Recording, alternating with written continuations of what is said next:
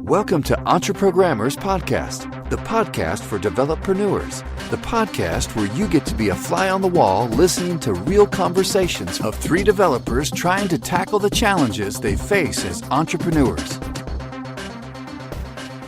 All right, we're live. It seems like it's faster to go live now. Nice. Yeah. Oh. So now we have to insert the time delay by not saying anything for a while. Yeah. I'm finally back at home. When did you get back? Like midweek or? Yeah, I got back on Wednesday. So I know that feeling a little bit after traveling to Orlando and then Park City. Oh yeah, a week and a half. Yeah, I'm like, it's so nice to be home. And then of course I stupidly go to the organizers of React Conf and say, you guys should let me in to record podcasts. So I might want to be in Las Vegas in a couple weeks. Yeah, I'm done traveling until the marathon, November 11th. So which marathon is that? The Las Vegas Rock and Roll Marathon. So I stupidly signed up for it. So I've been training. You should start doing ultra marathons. I was thinking about that. I was thinking that the Squeamish 50. It's this Canadian race that's like a 50-mile race in the mountains, like 11,000 feet elevation change. There's another one in the Sierra Nevadas. I'm trying to remember what it's called. Oh my! I just read this book by Brian Carnazes. And he talks about that being his first ultra. Yeah, his first ultra. And he basically destroyed himself finishing. Yeah. Yeah, I'm sure I could complete an ultra because like 2 weeks ago I just did a 26.2 in training. So, and I felt good afterwards. I could have kept going. So, but the trails make it difficult and also the elevation, right? So, but again, when you're running an ultra, you're not running you're doing a little bit of walking, like you're doing a little bit of like, you're not just running the whole time. It's not like running on the street where you just, when I run the marathon in Vegas, I'll be running the entire time at like a 9-minute mile pace. Yeah. So, yeah, the one he talks about in the book is the Western States Endurance Run. Oh yeah. Yeah. And it's 100 miles. Yep. That's a good run. That's like, it takes up mountains and down mountains. Yeah, it sounds pretty grueling. Yeah, it takes people like 20 something hours to do it. Oh my gosh. Yeah. So that's that one's long. I think I might do a 50-mile. I don't know. We'll see. After this marathon, I'll either do another marathon, do a 50-miler, or stop running. It all depends on how I feel, how it goes. So but tomorrow I'm actually prepping for tomorrow because I've got a training program which I jumped in about halfway because I felt like I could just jump in because I was already doing more mileage in the training program. So I found this training program for intermediate marathon training, jumped in about halfway, and then I hired this coach to look at my runs and look at my training and just give me any kind of advice on how I can, am I on track to hit a under 4-hour marathon? And so she's got me running tomorrow. Normally I was supposed to do a 20-mile run on Sunday, but she asked me to switch the day. So I'm running the 20-mile run tomorrow, and I'm going to be doing like the first 5 miles at like a 10 to 11 minute pace. And then she wants me to do the next 10 miles at the 9-minute mile marathon pace, which is what I need. And then like an 8:55, an 8:50, and then 8:45, and then the last few just whatever pace. So if I can hit that, then I should be pretty much ready for a 4-hour marathon. So gotcha. Why I need to hit a 4-hour marathon, I don't know. Yeah, in my world, they renamed more Tabernacle Choir to the Tabernacle Choir at Temple Square, so I'm quitting church. I just can't do it anymore. I'm totally kidding. They did rename the choir, though. I want to get into running or back into running. I was doing 5Ks and 10Ks a while back. But yeah. So I have a business question. Yeah. Next. Are we supposed to talk about that? Yeah, something like that. So my business coach yesterday, he's such a bastard. He always asks all the hard questions, and then I have to give answers I don't like. But anyway, so I was talking about working on the book because we completed our 12-week plans. So I have mine right here. I also have a Google Doc if anyone really wants to read it. But yeah, he went through mine. I don't know why.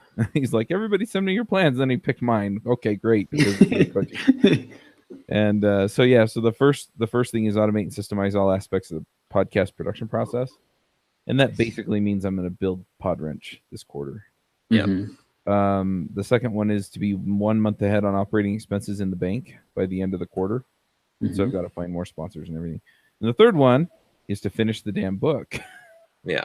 And he looks at me and he says, okay, well, if you didn't have to spend time on the book, would that essentially translate into a more time that you could spend on the other two? Because the other two seem to be bigger payoffs for you. I thought about it for a minute and realized, yes, it would. Because it takes me a few hours a week to write 5,000 words per week. And if I was spending that on Podwrench, it would be higher leverage. Because he's like, and I'm like, yeah, probably. And he's like, okay, let's put it this way. How much have you sold on the book so far? And I'm like, $1,200 maybe. And he's like, and how much is your average sponsorship? And I'm like, $10,000 maybe. Right? Because I want to finish this book. So, but people have bought the book. I've had a few people reach out to me about the book. And so I'm trying to decide how to, like, can I offer webinars to the people that have bought the book and just say, look, I'm going to keep working on it, but I'm not going to be working on it as hard as I have been? Or you can always return the money. I could return the money. I feel like a jerk just telling them, hey, great, sorry, bye. Well, what percentage of the way through the book are you? I'm probably a little more than halfway done. How many? Josh has some experience with this.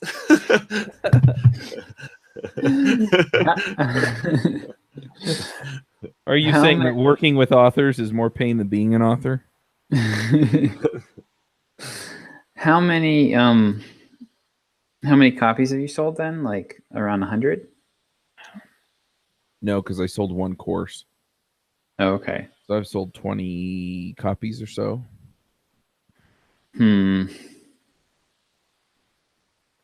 So with the course, how complete is that? Or is it not? It's not really complete. Not. I have a couple videos in there. Okay. So it's still Well, why do so you we're basically talking 21 people or so, 20-ish people, right? Yeah. I think I'm going to wind up refunding the course because I think I think the guy wants more and he's not willing to wait. Because if he was willing to just sit it out, I'd consider just buckling down and just getting it done in a couple weeks. But it's a lot of work for $500. Yeah. Ask them to buy Josh's course instead. Oh my gosh. All right.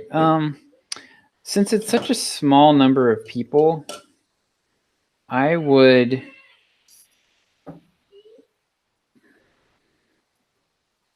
because if I get Podwrench done, it definitely gives me way more. I feel like this is a distraction. What, the book? Yeah. And you guys are jerks too. You're telling me to do what I don't want to do.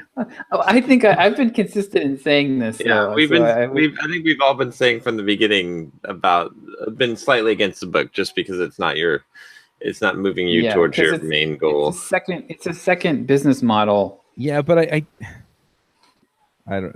Why do you want to do it? Because I help people. But I feel like if I can build the other stuff, then I'll have time for a second, revenue. Okay. Here's the question. Like You have three things on, or well, okay. I mean, not necessarily all those three things, but which of the things that you have kind of on your schedule right now that if you completed would free up the most amount of time? Podwrench, no question. Okay, and how long, if you focused on nothing but Podwrench, basically nothing but Podwrench, and how long would it take you to finish Podwrench? 3 to 6 months. If you focus on nothing but it? Yeah. If you focus on nothing but the book, how long would it take you to finish the book? 3 weeks, 4 weeks. I don't know. I don't know how long it takes to launch a book either. How much Well, of that's Podwrench that's way easier than writing. how much of Podwrench is done? I've got a good chunk of different pieces. What percentage of it is done? Probably a third. I need to refactor some stuff, but I'm probably 20 to 40% the way there. And how are you going to pay the bills while you work on Podwrench? I'm going to sell more advertising on the podcasts. Right. And parts of Podwrench will make that easier too. Right. Yeah, I mean, yeah, it seems like, I don't know, if you could finish the book in how long will it take you to finish writing the book if you focus nothing but writing the book? Well, see, here's the thing is, I'm probably about halfway through, but I need to go back and revise it. I desperately need to do that. So we're probably looking at finishing the rough draft and then a couple of revisions. It's a distraction. But how long would you think it would take you if you just focus on that? You drop kind of everything else and... Not having done this before, I would guess about a month, but... So I would say Okay.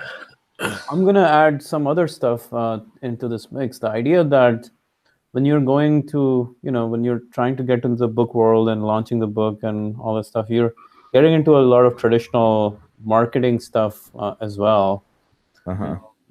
Which you were trying to do, like launching your course, launching your book. It's a lot of that kind of stuff that you will have to learn as well. That's what I'm saying. Yeah, that's exactly Yeah. what I meant by a second business model. Yeah, it's different from what you're used to doing, which is Podwrench, selling sponsorships. That's something you already have a business model for. This is something you have to learn now, and it'll take time. I think I'm pretty much convinced that I have to give it up, at least for now. Yeah. Well, that's why I was asking about the time, is because if you can write the book in, say, 2 more weeks, if you just focus on that, then, we could work out a deal and we could launch the book because we know how to launch the book. We know how to do that. Josh is like grimacing. we meaning me. Yeah, we is spelled JOSH.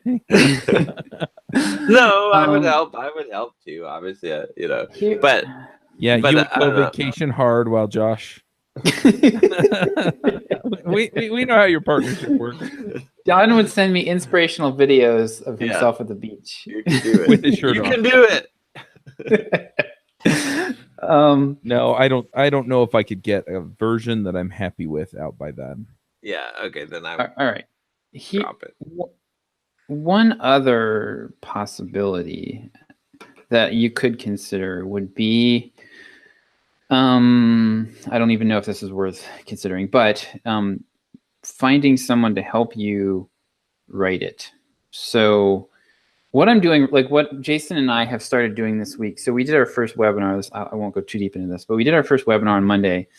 Webinar format for Jason is awesome. Like his presentation was great. We both afterwards felt that the content wasn't where it needed to be. And so what we're doing this week is we're getting on Skype. We've been getting on Skype every morning, and I'm basically interviewing him. We're walking through everything that we're going to cover in the webinar, and I'm asking him questions, and we're sort of developing the material as we go. That's like the hard part of this usually is figuring out what you want to think and then pulling in pieces of your experience to actually, make the material have more depth to it. So you could potentially find somebody like that who could help you put it together through interviews. That would be less work. Probably, I mean, probably it would still require a lot of time, but Okay. maybe less. So I'm gonna talk about a different idea from what we're talking about here, which is the idea of the attention space. Mm-hmm. Attention space is something that Cal Newport talks about in Deep Work. And anytime I should reread that one. Yeah, you listen to my interview on the podcast. It's really good. Anytime you start fracturing your attention space or you start polluting your attention space, it'll take away from the important thing that you're trying to work on. So even though it might not sound like a lot of stuff that while you're trying to write the book and you're trying to do the Podwrench, what's happening is the background thinking that was going on in your head that was supposed to do Podwrench thinking is now fractured between the book, the marketing, the writing, the interviewing. Oh, that's 100% true. That's 100% true. Yeah, and that is so. There's a difference between the price and the cost, right? The price might be a few hours, but the cost might be way bigger than that. And you got to think about that in that realm. And also, maybe consider the book the one thing, right? What is the one thing? If you do that, everything else becomes irrelevant or useless. So I'm much more of a fan of like just trying to do going all in rather than fracturing your attention space, polluting your attention space. Yep. Yeah, and I think that with the size of your audience, Chuck, and I mean you're seeing the contortions that I'm going through, right? And we have an audience that's like 5 times bigger than yours right now in terms of the email list. So the likelihood of this turning into a major, I mean, it's more of a passion project than a major game changer for your business, right? Like it's unlikely that this is going to add 25 to 50% of revenue to your existing business. So unless you decide to become a full-fledged info marketer, selling courses, etc., then that's the possibility to do that. But that, which doesn't make sense considering that the best way to grow is to continue to grow the podcast network. So how big is the audience in terms of email list now? The email list for DevChat TV? I guess whatever your total email list size. It's about 16,000. 16? Yep. And how many downloads are you getting per month on all your podcasts combined? So we've had the conversation about the tracking in the past. Best guess, 40 to 50,000 downloads. A month? No, per day. Oh, per month? No, total, yeah. Probably 300,000. Okay. So how actively are you building your email list using your podcast? I'm not really pushing it. I should be. Because that's the lowest hanging fruit. If you just created a lead magnet and drove like every podcast you talked about that, and you just built your email list on autopilot while you do your other thing. That's true. When you have the book ready, you can come back to it and try to, sell it or whatever. Because with 300,000 downloads, I think you can have a lot more emails than what you have today. Probably. Yeah, maybe we can, when maybe later on I can talk about this too, but I just an interesting survey this week where I sent out to everyone who clicked the links in the emails for everyone who clicked the links in the coding interview bootcamp launch emails. I sent an email to them asking them why they didn't buy, and Manny said he doesn't have a job, and he's not going to get a job, so that was helpful. Helpful to know. But Chuck, one of the things that really came out of that for me was how timing sensitive this area really is. Yeah. And so both in terms of both in terms of when they're going to interview. Mhm. Like there were a lot of people who said, I'm either not a developer, which surprised me, or I'm not ready to interview for jobs yet. That was probably, close to 10 to 15% of people said that. And then a bunch of people said, I'm going to be interviewing in the next few months, but I don't want to take this now because I'll forget everything I learned. Yeah. And one person said that if we relaunch this, like if we run this again, one person said that they are planning to look in January, February. And I talked to Jason about it. He's like, that's when everybody posts their jobs because of the new fiscal year. Right. And they have their budgets. They know if they can afford to hire more people. Jason was like, we should run it in December because that's when people, and I'm like, no, we're going to run it in January. Yes. because they won't take it ahead of time. Like they'll only take it when they are actually like freaking out about the interviews. So here's one thing I could say, which I will not say. Please carry on. Open loop, no. So I guess what I'm asking for is, because I think where I'm winding up with a lot of this is, just punt on the book for right now, get Podwrench done, and then if I feel like it's freed up a bunch of time for me and I want to spend my time on this, then I can. Yeah. So if I punt, what do I do with the people who paid? Do I just refund them all money? Yeah, refund it. I mean, that's the easiest way to go, and just say, hey, you know, keep what you got.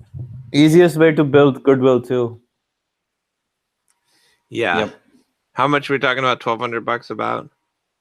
Around that. If you refund people money, and people actually, will feel. it's only good about $700 because $500 is from the course, right? Yeah. Here's 700. Here's what you do actually whenever you're in that position is you offer a refund, but you also say, or we can transfer your credit to X. He Whatever. doesn't sell anything else. No, he does. He's got all the Videos, conferences, online conferences. Oh, Yeah. that's true. Give them passes to the give them an option, or depending on the price, like give them That's more credit than what their price Michelle's is. actually been adding those to the website, so I have React Remote and Ruby Remote up from. That's a great idea. Yep, great idea. Because then you're probably better. Probably half or a third of the people will take that. Well, the other thing is I can just tell them, look, we're working on getting all the past conferences up. We're getting one up about every 2 weeks. So you can have the 2 that are on there now and any, past ones that we add over the next few months. We'll just add it to your membership. Yeah. Just make it simple so that it's doesn't create a headache for you, but and or they can have their money back. Yeah. Mm-hmm. Yeah. So Josh, to Josh's point of running the course, why don't you make it evergreen? Why? I mean, in the sense you can do the promo, but don't make it such that you guys have to be involved with the damn thing and you have to run it live. Make it such that anyone can take it anytime and that's it. Well, I will. I mean, if we do it, what the goal is to. So the reason we did it live was because I want feedback. Sure. I don't want to just can the thing and have it be done. Like I want to. The goal with this was to run it 3 or 4 times live. Ooh. Get the feedback. Well, hang on. It's not that hard. So the way it's structured right now, most of the work will be done after this time we do it. Like we would have had to do all the work we're doing right now. We would have had to do if we wanted to do it automated anyway. So we will be if we redid it live, we would probably just do the webinars and then do support in the forum. Like that would be the extent of it. Here's says the guy who said there's so much work to be done to make this happen. I don't know if I should return the money, but anyways. Well, yeah, the idea was to see if having something with this level of support and personal help was going to be something that people would pay more money for, or if they're just cheap and they won't pay for anything. And that seems to be the case. No, that's not the case. So- But another thing to consider is, instead of running the content live, do the marketing live, in the sense you can do a webinar that sells live. That, I think, has a much higher leverage point than just doing the content live. Because selling, as we found out, like selling over $200, $300 core stuff, it's harder to sell on email compared to a webinar or something like that. So if you guys started perfecting the webinar of selling courses, of selling interviews, that might actually move the dial a lot more. Well, I think if for this product to work at all, we need to get paid traffic to work. Paid traffic? Yeah. Right. Which this one makes sense. Because there is not enough critical mass in our audience of people who want this at any given time to make it worth running. This is that whole the ultimate sales machine, right? Yeah. The section where he talks about, if you take an audience at any given time, there's going to be like, someone shopping for a car, like this percent that's ready to buy now, this percent that will be ready in a month, this percent that would never buy it, or I forget exactly how the breakdown was, but that's what this comes down. Yeah. So what for this to work, what we need to do would be to be able to get paid traffic so that we can go out and actually find people who are at that stage where they're ready to consider it, because this is not something that somebody's just going to go, oh, I don't think I mean, the number one of the top 3 objections was basically, I'm not looking for a job right now. Yeah. I got that. And too. that's not something you're ever going to change. When I was mailing my list, I had a whole bunch of people email me and basically said, why are you sending me this? Yeah. Yeah. Exactly. Are you so that is a completely different business now you have to get into in some ways, right? I know. Yeah, you I know. Start to running ads and doing Facebook ads and all that stuff. Well, here's what I'm thinking. So we have our top blog post. So this is all gonna I'm basically 100% focused on just delivering this course. And what I'm doing with Jason really right now is we are painstakingly developing this content that we are going to teach, and it's definitely way, what we have now is too much information, it's too much content, but we have to go through this process to figure out how to get it trimmed down and what actually works, see what actually works for people.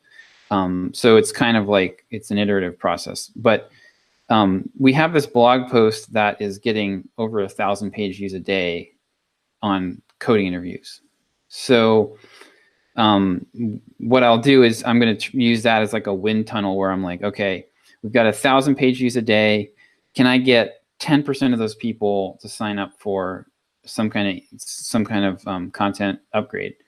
So if I can get 100 emails a day from that blog post, now I've got enough traffic flow where I can test some kind of $5 offer, impulse buy, tripwire, whatever you want to call it.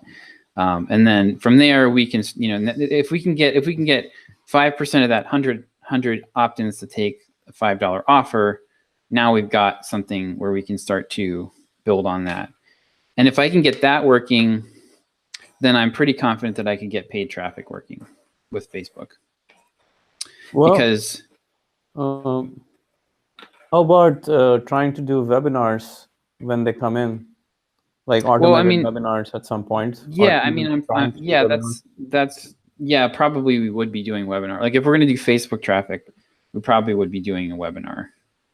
But our audience, we've done free live stream. The reason I haven't jumped on webinars to this point is that we've done free live stream type stuff to the list, and nobody cares. It's not an automatic with our list. I have not seen that it's an automatic oh yeah, this is going to work way better than email. It seems like the people on the list, majority of them are readers, and they prefer written content because they signed up from the blog. They were reading, and we've done live streams. I've had numerous sponsors try webinars and get so we send an email to 85,000 people with an ad in it for a webinar about something that seems super interesting to me, and we get 100 clicks on it. Hold on, the email, it's an ad though, it's not the email. Yeah, it's an ad. Yeah, but I mean I've done live streams where I pitched it in an email. We've sent out when John was around, we did some live streams and we got very little uptake on it. Like the YouTube audience jumps on the live streams. So I got really good feedback or really good response when I just sent out an email saying, hey, I'm going to answer all your business questions live. Send them to me. And we'll join, in 3 days, I'll see you live. Literally, the email has more response rate than typical click-through rates that I would get. And those people showed up live on channel to talk about their questions and all that stuff, compared to me just going live randomly once in a while. So when I told them, hey, I'm going to go live, I'm going to answer your questions, tell me your questions, dude, it was really good. It was really good. What kind of so numbers? Like what was the? I think I got 2%. No, 2.5% response rate. People actually replying back with the answer, saying maybe a couple of them saying, "I'm not an entrepreneur, please. I don't really care." But most of them were legit, okay, yeah, this is my question. This is what I need help with. And some were really long questions that they sent. What was your when you did the live stream? Then how many people came? Out of those, I would say around 10%, 20%. Yeah, 20% showed up, I would say. Yeah, 20+%, which to me was a good number. I just responded back saying, hey, I was initially going to just answer a question, but I'm in email, but I'm going to answer it live stream. Oh, yeah. So actually, this is what I did. So let me. Initially, I sent out emails saying, hey, do you have any business questions? If you have, just send them over. I'll get back to you because I want to help you. And then as soon as I send the email and I start to see the question and the volume of questions coming in, I'm like, shit, there's no way I can respond to all these questions. Then I was like, okay, I'm just going to do a live stream and you guys can join me and your answers will be there. And that was really useful. Well, also, if you send paid traffic where you're getting people to sign up for a webinar, I mean, they're going to they're specifically signing up for that. But if people are already showing up to that landing page, whatever that page is with 1,000 people showing up on the interview questions, that's better than paid traffic, in my opinion. 1,000 people just literally are coming looking for that stuff organically. And if they can, which is 10% of them join. Right. Which is what I'm saying, which is where I'm saying that I'm going to test it there. Literally, if you put a link throughout the blog post saying, join my masterclass on how to crack your next coding interview or something along those lines, and you get 10% of them to join the masterclass, which is an automated webinar, boom, right there, you get them to start watching, and hopefully you get conversions out of it. But hopefully it's not, the course should be evergreen rather than we're launching next month or next week. Then it becomes really complicated. I wouldn't do that. Wouldn't do that there. I mean, honestly, at this point, I'm not really planning on doing another big course like this anytime. Josh is burnt in the near future. Well, because I mean, it was an experiment to see, okay, is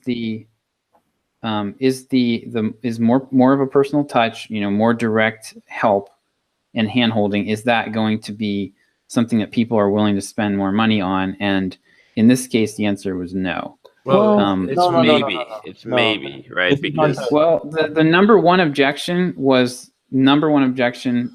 cited by 35% of people who responded was the price. And I had one guy told me that he literally said, what I do is I wait list courses on Udemy and I wait till the price drops from $200 to $11.99, and that's when I buy. And I'm like, great, you're basing your entire career. You're basing your entire career off of Udemy's, some college intern marketer at Udemy, and when he decides to put courses on sale. I'll be back. But the pricing. So I mean, that was definitely a major factor. Well, that's what they say was a major factor. Yes. The thing is, it was, it was what we talked about earlier, and that also came out in that survey, which was the idea that the offer did not line up to it was that whole Chet Holmes, ultimate sales machine type of scenario where if someone is not looking for a job right now, they are not a buyer for this thing. So that's the one thing, like, that doesn't mean anything other than that, right? Like you can't really draw too many more conclusions from that. Like when you look at, if you compare that to like 10 steps to learn anything quickly, right? That is, you look at the percentage of the audience that is in the mode where they need to learn things, and it's like 100% of the audience. So I think that's what the key difference there is. So I wouldn't say that the hand holding is necessarily off the table. It's just no. But I agree. What I have heard from a number of people though is that the middle zone between the several $100 range zone has become less and less viable, and that you can do books for $20 and you can do courses for $2,000, or you can do like high touch courses and coaching for multiple thousands of dollars, but the middle is really hard now. Is much harder because you're not charging enough that you can deliver the high touch that people really value, but you're also not, you're way above the Udemy price range, so it's like the unhappy middle. Yeah, exactly. Yeah, but I don't think we have the clout with the audience right now to offer a $2,000 thing. No, unless it's something about like, I mean, the only offering would be how to like quit your job and become an entrepreneur, or something that's an actual like boot camp. But again, if we do an actual boot camp, we'll run into the same problem with our audience as we just had with this, right? It has to be something where people are looking for the boot camp, right? Yeah. So I think there's the entrepreneurship is a potential one eventually, because people will, they want to quit their job. But also, the Complete Software Developer Career Guide, that's why I'm saying that we need to build that course, because that one certainly it appeals to our entire audience, right? Because it's content for every aspect of the developers. Well, and you have people who are already fans of the book. Yeah, so I think we could potentially. What would be the price point for something like that? $99. No, $900. $1,000. Oh no way! I love it. No. You gotta go high, man. Yeah, it's no way. A 12-month program. A 12-month program. A 12-month program with coaching and stuff. Not coaching, but possibly like a live call every month, but essentially like a 12-month dripped out content program. Okay, yeah, that I could see working. 12 months if it was dripped out content. Anyone does that? Huh? Anyone does that? 12 months of dripped out content? Yeah. Well, it would be like monthly, right? Like it would be themed. No, I'm saying like, do you see anyone selling that kind of stuff? 12 months of dripped out content. Yeah, there's a lot of like year-long programs, but it could also be like a 3-month program where it's maybe like $600, like $200 a month.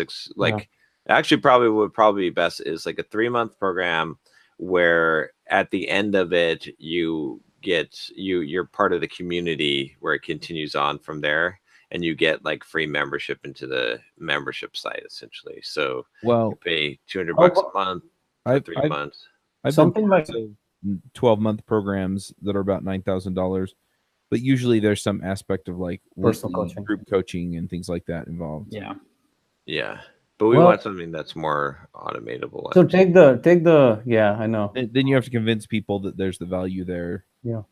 You know. Take the example of Podcaster's Paradise, what John Lee Dumas is doing there, right? There's a shit ton of content in his content site, but now it's just a monthly membership. He doesn't sell anything at $1,000 lifetime access anymore. It's Yeah. just $99 a month, and you get all this content, and you have the Facebook group where you can chat with other people about growing your podcast, etc., and that's it. Yeah. For that, people pay $99 a month, and you get a monthly webinar once a month where you can ask your questions in chat, and people pay for that, right? Yeah. The $1,000 bootstrap though, that makes a lot of sense to me just to get it launched, right? It's like we're gonna do something interesting here, but people were pretty much bought into getting what they wanted from John in order to pay into that, to buy in. I mean, I bought a lifetime access, and I think that's about what I paid. You know, but then you get your diehard fans in, and then okay, I have enough market here to actually push this ahead. Yeah. So there's one more thing I'm gonna challenge Josh's thinking about the fact that your audience doesn't want to pay big bucks unless they're John fans, right? Unless they only care about John. So when I did the meditation course, it was $300 and then $500, right? Mm-hmm. And 50% of the audience were actually Simple Programmer buyers, in the sense they had come from the Simple Programmer buying. So they were buying $300, $500 products. And this wasn't John teaching. This was me teaching this time, right? So I'm not convinced that your audience is as cheap as you think it is. It might just be... Did John do the Finding- testimonials for that one? The evidence that I have for that is the fact that our course sales on evergreen funnels have done what they've done. I mean, there's no change in the throughput, and it's a measurable decline of 70%. Yeah. And the only thing that's happened is time. So Well, yeah, that's definitely the Udemy effect, and Yeah. it certainly has hurt it has commoditized the course industry Yeah. to some degree. I think that we could definitely do some high ticket offers.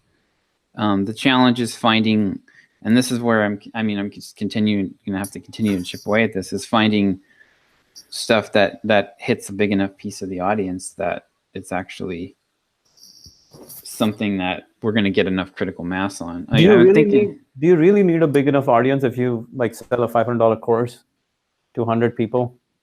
I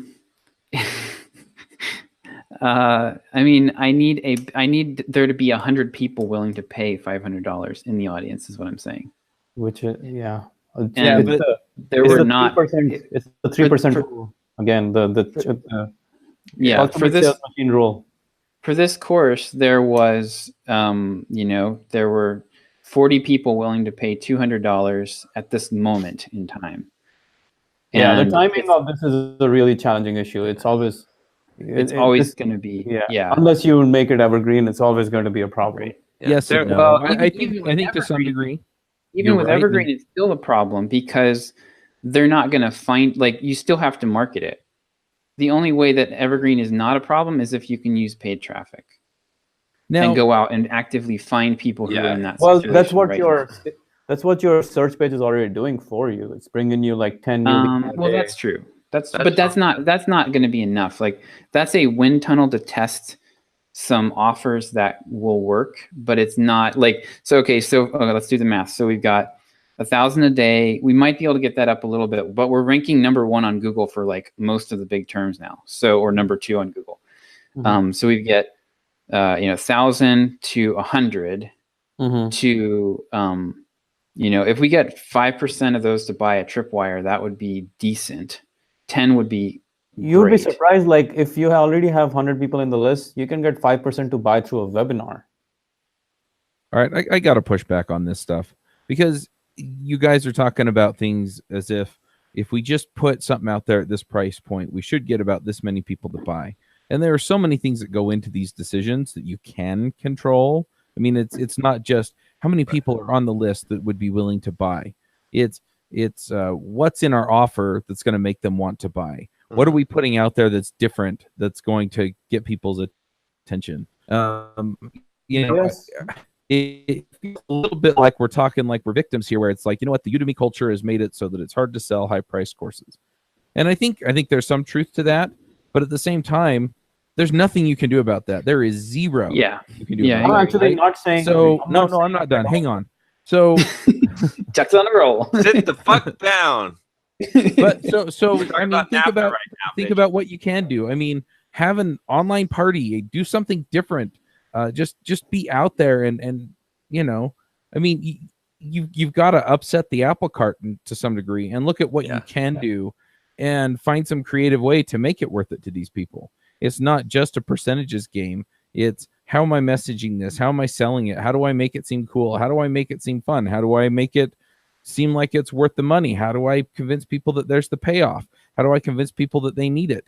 And all of those things can be done sort of the way that everybody else does it, which may or may not work. And in which case, then talking about the numbers the way you're talking about it makes sense.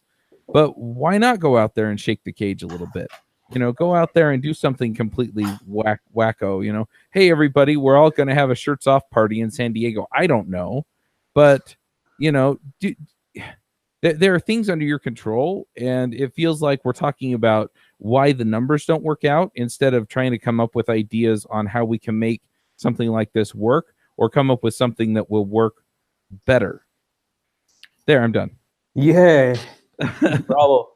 Chuck just went through guerrilla marketing. But I should read that book. To Chuck's point, I would say that there is some truth to like trying to change up marketing and doing things differently.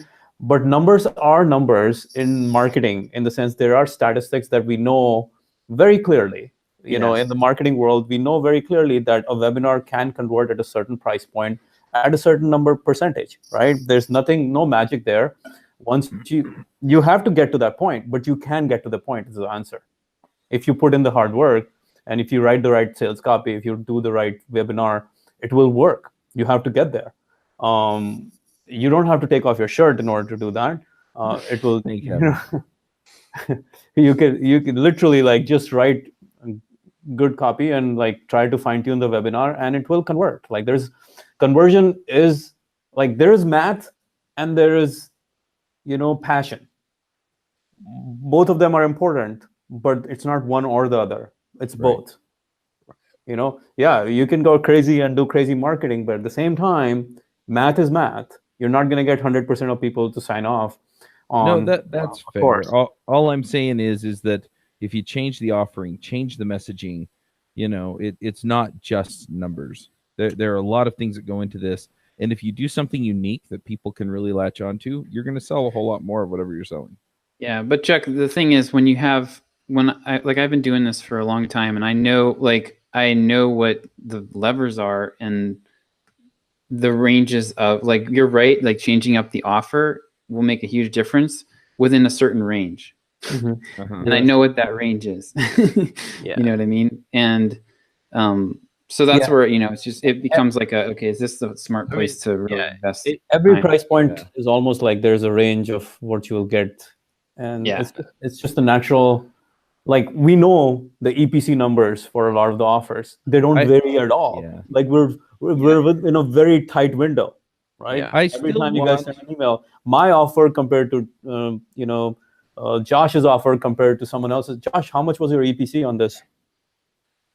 I don't even know. Actually, I didn't. $3. I still just want Josh to, you know what all the levers are. Take all those levers, put them in a box, set them aside, and see what else you can come up with. I mean, see if there's anything else that you can think of that's going to move the needle here, because you keep telling us that what you're doing isn't working, and so what else is there? So what Chuck is really saying is he's just tired of you, Josh. No. I'm just My wondering EPC if was there is a about- thing out there that will shake this loose. Yeah. And My sometimes we EPC have to was walk about- down a different road to get there. And I don't know what that is for you guys. But I don't want you to keep walking down the same road and then keep saying it's still not working. But he's not. I mean, he's tried the membership thing. He's trying the interview thing. He's trying different things. I think there's work that goes into each of those. It's not that easy to start a whole new. I think one thing that Chuck's saying is like, which I agree with, is that it doesn't matter. Actually, you could have the stupidest idea in the world, right? And actually, just like a shitty product, and there's a way, if you don't give up, to make that work, right? You can build a business on it, right? At the same time, you can have the most brilliant software idea, offering, product, and you can miserably fail. There's always a way to make something work. Whatever you want to accomplish, you can make it work. It just is how much you're willing to put into it, how much time and effort, and how much you're willing to think outside the box. For some definition of work. Yeah. Yeah, I mean, totally fair. like you can if you have a great product in the lousy market, you will maybe be able to scrape out a living, but you're never going to, have a very profitable, successful business. Like no amount of hustle on your part will overcome a lousy market. Yeah, but this is not a lousy market though, right? Because the same people are buying high-end products on other lists or whatever, or they're making 100K, so they're not. That's not a lousy market most of the time. We're talking about software developers. So. Exactly, they have. If we were talking about freaking dude, okay, so this girl, Irina, she sells microblading. Talk about a lousy market in the sense those girls have no money. They have no money. Microblading. That's a great market. I was going to do microblading. No, teaching girls how to do microblading. Yeah. What is microblading? They are broke. Those girls are mostly broke. There's some makeup shit, right? Yeah. I don't know what it is. But those girls are broke. I was going to say, I'm not hip either, John. It's eyebrows. If they do your eyebrows. Like, yeah. So John knows all about this stuff. But, his eyebrows look great. Exactly. John, looking good. These girls who have no money, they're literally out of college. They'll scrape together the $3,000 for this microblading course to go and sign up for her course, and she's running them all over the U.S. now. And she's what is she teaching in the course? I think I have a guess. How to do microblading so you can make money. Mm-hmm. Right? Yeah. But the key is it's bizarre. But the key here is the market is not lousy. What is not good is the perfect offer for that market. I think your assumption that the market is lousy is flawed, but your understanding of I'm actually not. I'm not saying that the market is lousy necessarily. That's the thing I would challenge. Everything else you say I'm in agreement with, but that part is where I'm in disagreement. I think the market is prime. The market can be sold. You just have to find the right thing to sell to them, or you just have to identify what it is that they're like. If it's a biz op or whatever it is. Yeah, if the market's moved, figure out what they've moved to. The market hasn't moved. What do you think I'm trying to do? Everyone is selling $2,000. It's just that you say it's easy for you to say try something different or test it, but it takes 2 or 3 months to do that, and then that's the thing, and then and then you're wrong, and then another 2 to 3 months with the blog posts that we have. Like at least with that, I can start at the front end and invest as far back as I see returns. So like if, even if I can just take that page and turn it into 100 email opt-ins a day, that would be a huge win, right? Yeah. So that's valuable. And then if I can get them to buy a $5 thing, then I know, okay, so it is possible that people searching for that keyword are not buyers and never will be buyers. So that's why I'd rather, I would say 95% of them are not. Test a $5. I'd rather test a $5. That's why I want to test a $5 offer there before I go and build a huge, massive automated funnel to sell something bigger, because I can test the $5 thing pretty easily. And if I can get 5 or 10% of them to buy a $5 offer, then I know they're buyers, and then I can, then I can upgrade the funnel. Yeah, that makes a lot of sense. I mean, that's just good. because like creating a webinar, like I think webinars are great and they can be really powerful. However, I worked with someone who when I was freelancing, I worked with guys that had a great audience, great niche. They had a great Facebook team, and it took them months of testing the webinar, and they were running it every week. And you have to test it, and you have to tweak it, and you have to test it, and it's not the format. You have to develop the pitch. You need enough people coming through to where you can see. So, and for that you probably need paid traffic. But did they test Chuck's idea of taking their shirts off? I don't think they did. Damn it. They were in the fitness niche. They were runners though, so nobody really wants to see a runner with their shirt off. Oh yeah, they're not cool. Hey, by the way, what was your EPC you were saying? Oh, $4.25. That's good. That offer is good. Damn. That offer is great. It's actually really good. Like that's a fine offer. It's just that it had a smaller segment of the audience that it appealed to, which is fine. So damn, you could pitch that offer again. That's fine.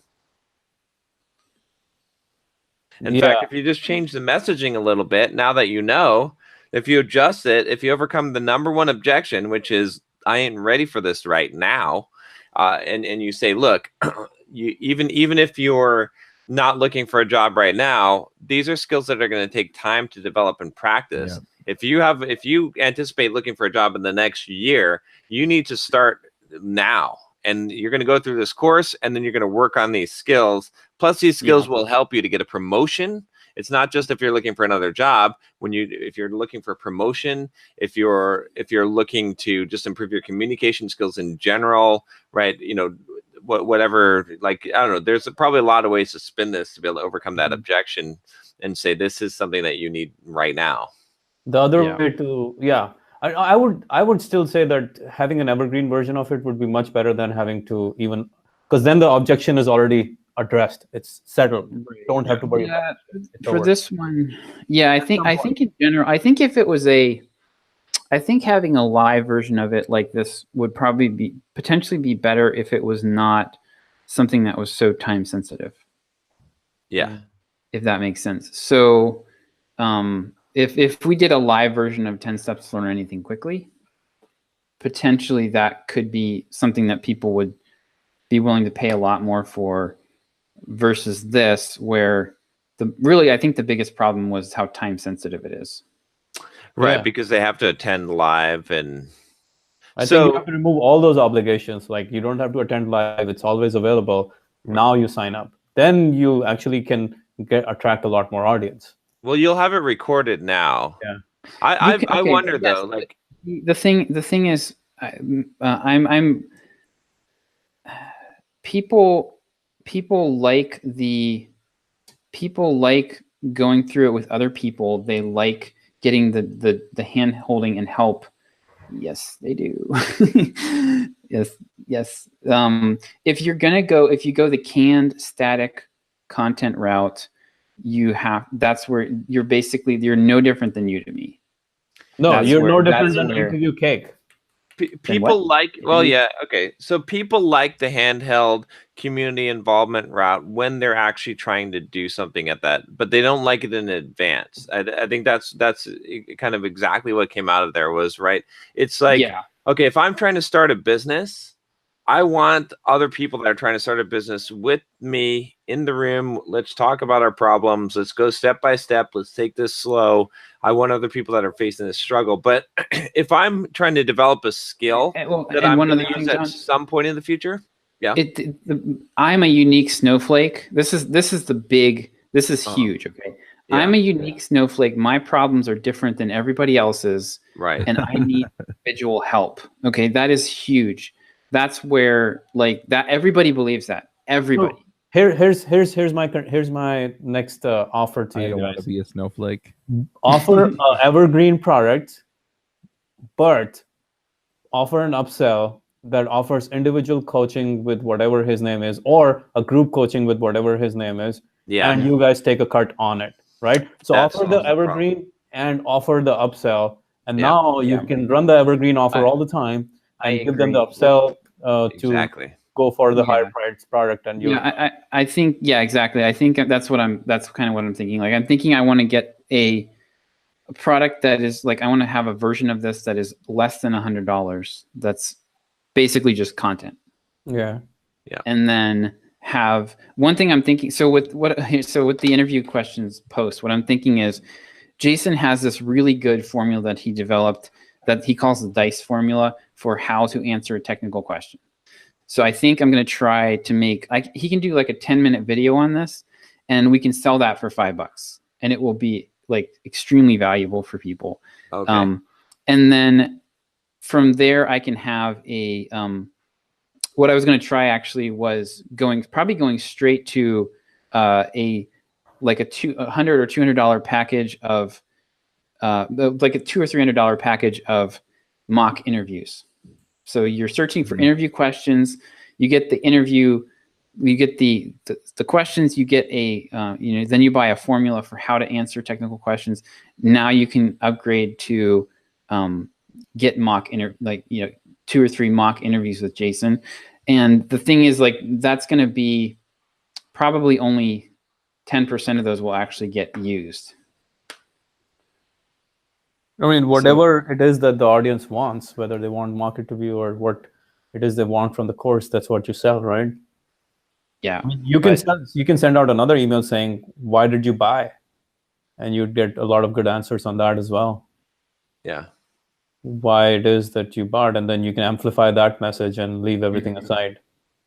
Here's an interesting question about that too. Like, honestly, if we had, if the course was not live, right? If it were just sold as a packaged course, do you think that the sales would be higher than what they were? I think that the sales would have been slightly higher. Right.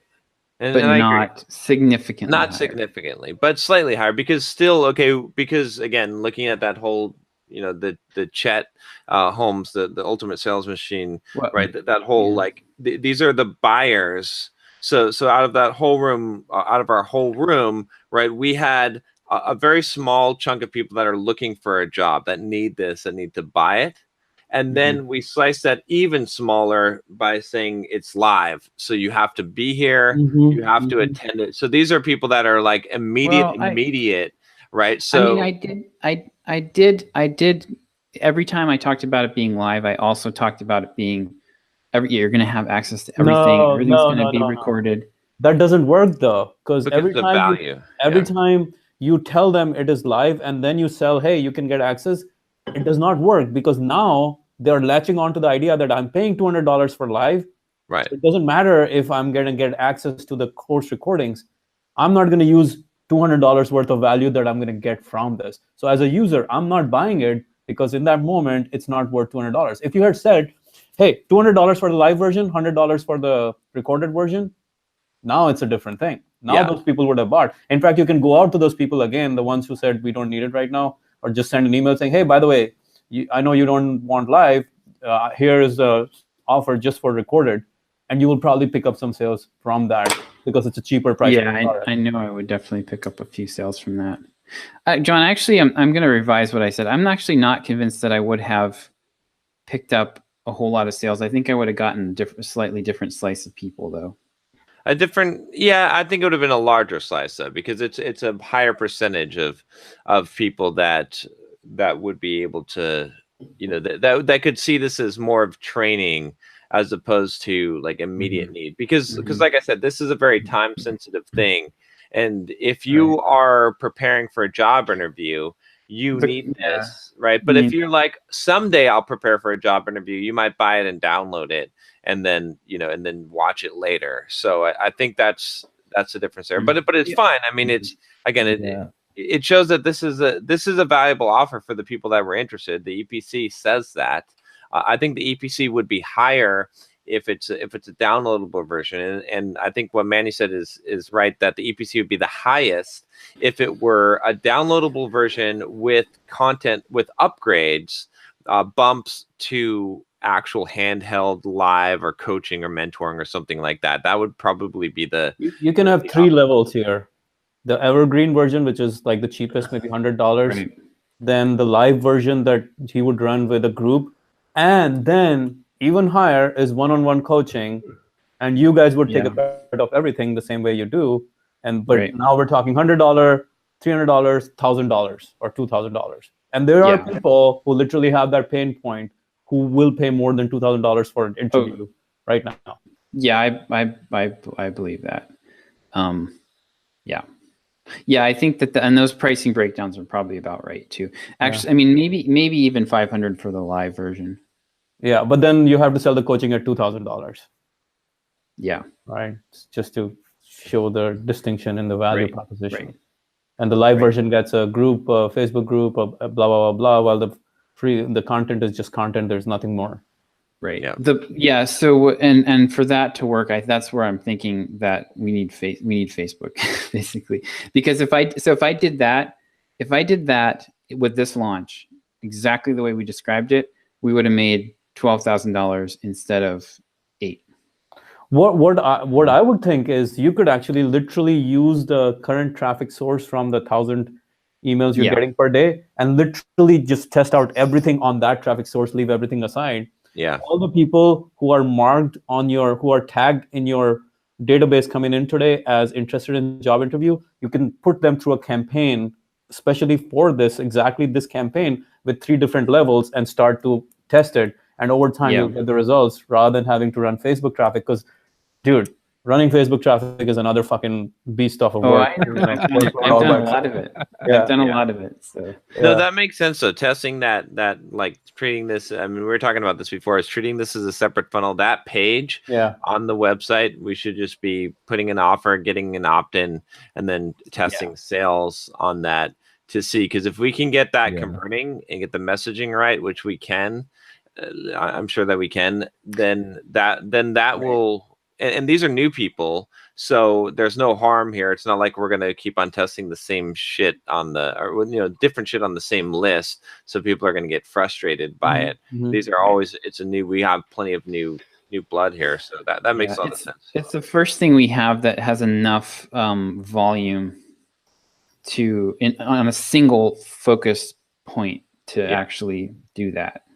So you could literally have now that you know that thing is working, whatever interview related keywords there are, you can tag and hopefully build traffic around that. Yeah. And use Jason as your scapegoat to do all the hard work for writing copy, writing marketing, writing content. Oh no, Jason's the content guy. I'm the one doing all the marketing. That's what you think. You can give him the books and say, start learning this shit because you're going to use it if you want to be 50-50 partners in this. The other thing is if you're providing all the marketing, you're actually providing more like 80% of the value in this case, in my opinion, because it takes a lot of fucking work to get that right, especially when if the offer was proven, 50-50 makes sense. If the offer is unproven, you guys are providing way more value than he is. Now Jason's going to hate me if he listens to this. Yeah, well, we're not doing 50-50 on this, so.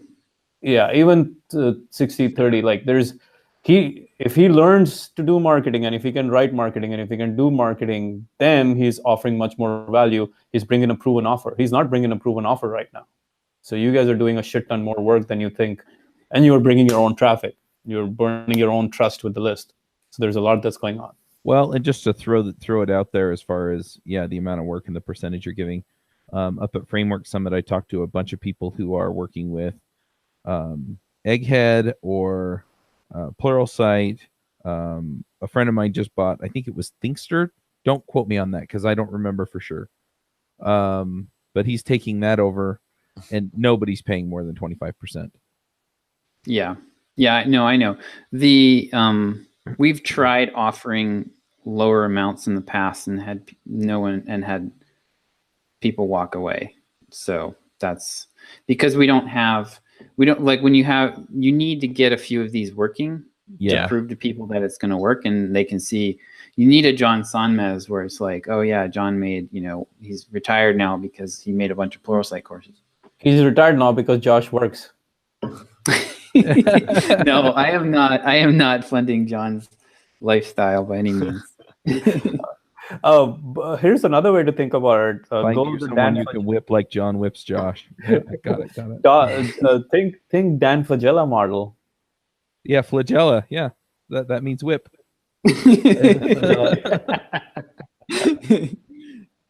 Dan Fagella did straight up like, I'll pay you for your hours. Right. Yeah. Right. And Yeah, I like that better, but some people will recognize that the upside, if it takes off, is much better on a percentage model. Most people won't Yeah. recognize most that. people just want You to think most get people paid, won't man. get that?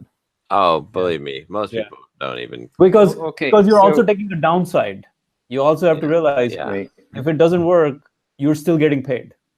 Hell, shit. From I, They want I that. took the same deal with Plural Sight. Plural Sight originally offered me for my courses either 25% royalties and $500 when I did the course, or $5,000 payment and 20% royalties. And every single course I chose 20% royalties and $5,000 payment.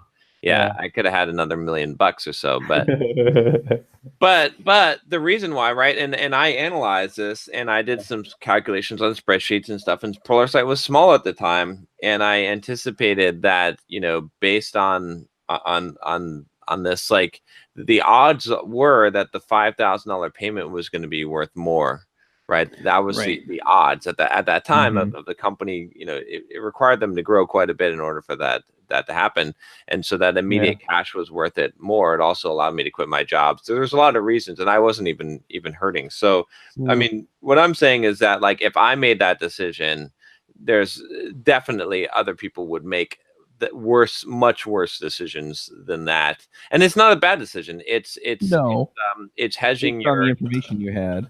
right, because it's because you're not sharing the downside, right? Like, it's if you can get paid to do something and you get paid well to do it, that's you're going to get the money. Whereas if you're paid a percentage, you don't know what the potential downside is for it. So Fair enough. anyway, people will make bad deals all the time anyway, regardless of. Yeah, but people will. Here's the key to the bad deal. People will make bad deals which are favoring them in the short term. People don't think second, third, fourth order consequence. That's why you take the money up front. Immediate consequences. So anytime you can create a deal where the immediate consequence or payout is higher for someone else, while long term you win, you always should offer that deal. Well, and also consider the fact that, like, again, us here, we have sort of a warped value of money. Actually, everyone else in the world has a warped value of money. We're actually logical, but $5,000 to most. It's true though, because $5,000 to most people is like a ridiculous amount of windfall to get at one time, right? Like, we don't think of that. If you give me $5,000, okay. If you give me $5,000, I don't think anyone here is going to be like super excited about $5,000. But for a lot of people, even people making good money, even software developers making $100K a year, like $5,000 for them to get $5,000 to do something is huge. It's huge. It changes everything, right? It's like for a couple weeks. Here's where, in our specific that's how they think situation, of it, though. in our specific situation, that doesn't hold water. Is because everyone that I've talked to is looking for recurring revenue thanks to what we've taught them at Simple Programmer. No, I'm completely serious. Completely serious. There's more of that for sure. For sure. So I've talked to probably 7 to 10 people now about doing something like this for us, and they're all like, well, and they're all like, well, I wrote a book for Pact, and they gave me 10%, they give me 15% and a big upfront, a $3,000 upfront royalty, and like, I want something better than that. Well, yeah. Well, the question to that is, how's that shit doing for you now? How you like Pact? They selling a lot of your copies. You got all your money. And them and those 100 other books they published this month. How are you competing in that space? Because that's the thing, is it's like, and then the other thing I would say to that is look, like, you're unproven. Who the fuck are you? Like, you're some random dude. Do you even have a fucking website? Like, let's build your course. I'll pay you $5,000. You build the course. We'll sell it. If it sells well, then we'll talk about a commission. But right now, I don't know who the fuck you are. Like, that's you can always structure the royalty. You can get ongoing payment. It's 1% per sale. But I mean, I'm just kidding. But there's ongoing payment, which can always be figured out. Mhm. You can get $5,000 plus 10% ongoing payment, or $1,000 plus 20, or $100 plus 20% ongoing payment. What do you want? A lot of people will probably take the $5,000 because suddenly now they see that, hey man, I can literally, like, this is real money. I don't know the money in the future. I have no idea if it will come or not. The money in the present is real. People always, it's the book Predictably Irrational. No matter how rational the idea of like recurring income is in our minds, when that $5,000 check is right there in front of us compared to a $100 check, we make our mind come up with crazy reasons why that's a good idea. Yeah. Yep. No, it's true. It's the same thing as like when I was taking the train up to LA, and they're like, here's a box of snacks. And I was like, it's a free box of snacks. Well, fuck, I can't just drop this in the trash can. I got to eat this free box of snacks. It's a free box of snacks. It was like a $10 box of snacks, right? It's like, because it's immediate, because it's right there, because it's a value, the perceived value. I can't just lose out on this free thing, this value. So when the value is immediate, for sure, it has a much higher effect on it. Yeah, it's Hey, the guys, I've got marshmallow a call in effect. 15 But minutes, just so you the know. problem is not really like, again, I mean, we're kind of going off on a trail that it doesn't matter what commission we're paying people to produce courses if we're not selling courses. That's the thing. It's like if we're making a lot of money selling the course, then that commission, and then that in that case the problem solves itself, because if we know we're going to sell a course for like we're going to launch something for $200,000, we can say, hey, yeah, 10% is plenty for this, or whatever, 5% even. Like you've got that leverage. But when you're sharing the risk more, so that at this point, I'm not paying upfront for anything. I'm not going to pay anything upfront, because the risk is that you do all the work and make nothing. There's a pretty strong likelihood of that at this point. Well, if we paid $5,000 for this course up front, that between that and like paying Rodrigo and Sheena to help me out with the content, like there's no profit left, or very little. And no, it is, because from you own it. It's done once, but after that you keep selling it, so you make a shit ton of money over time. You're wrong about the risk, though, Josh. The risk is not that you won't make enough money. The risk is that if you pay for a course up front, is that the person will actually copy the course from Udemy, record it in their own voice, and Not that this has ever happened that's before. the risk. Yeah, that's a different kind of risk. That's the black swan there. Shit. Tricky motherfucker.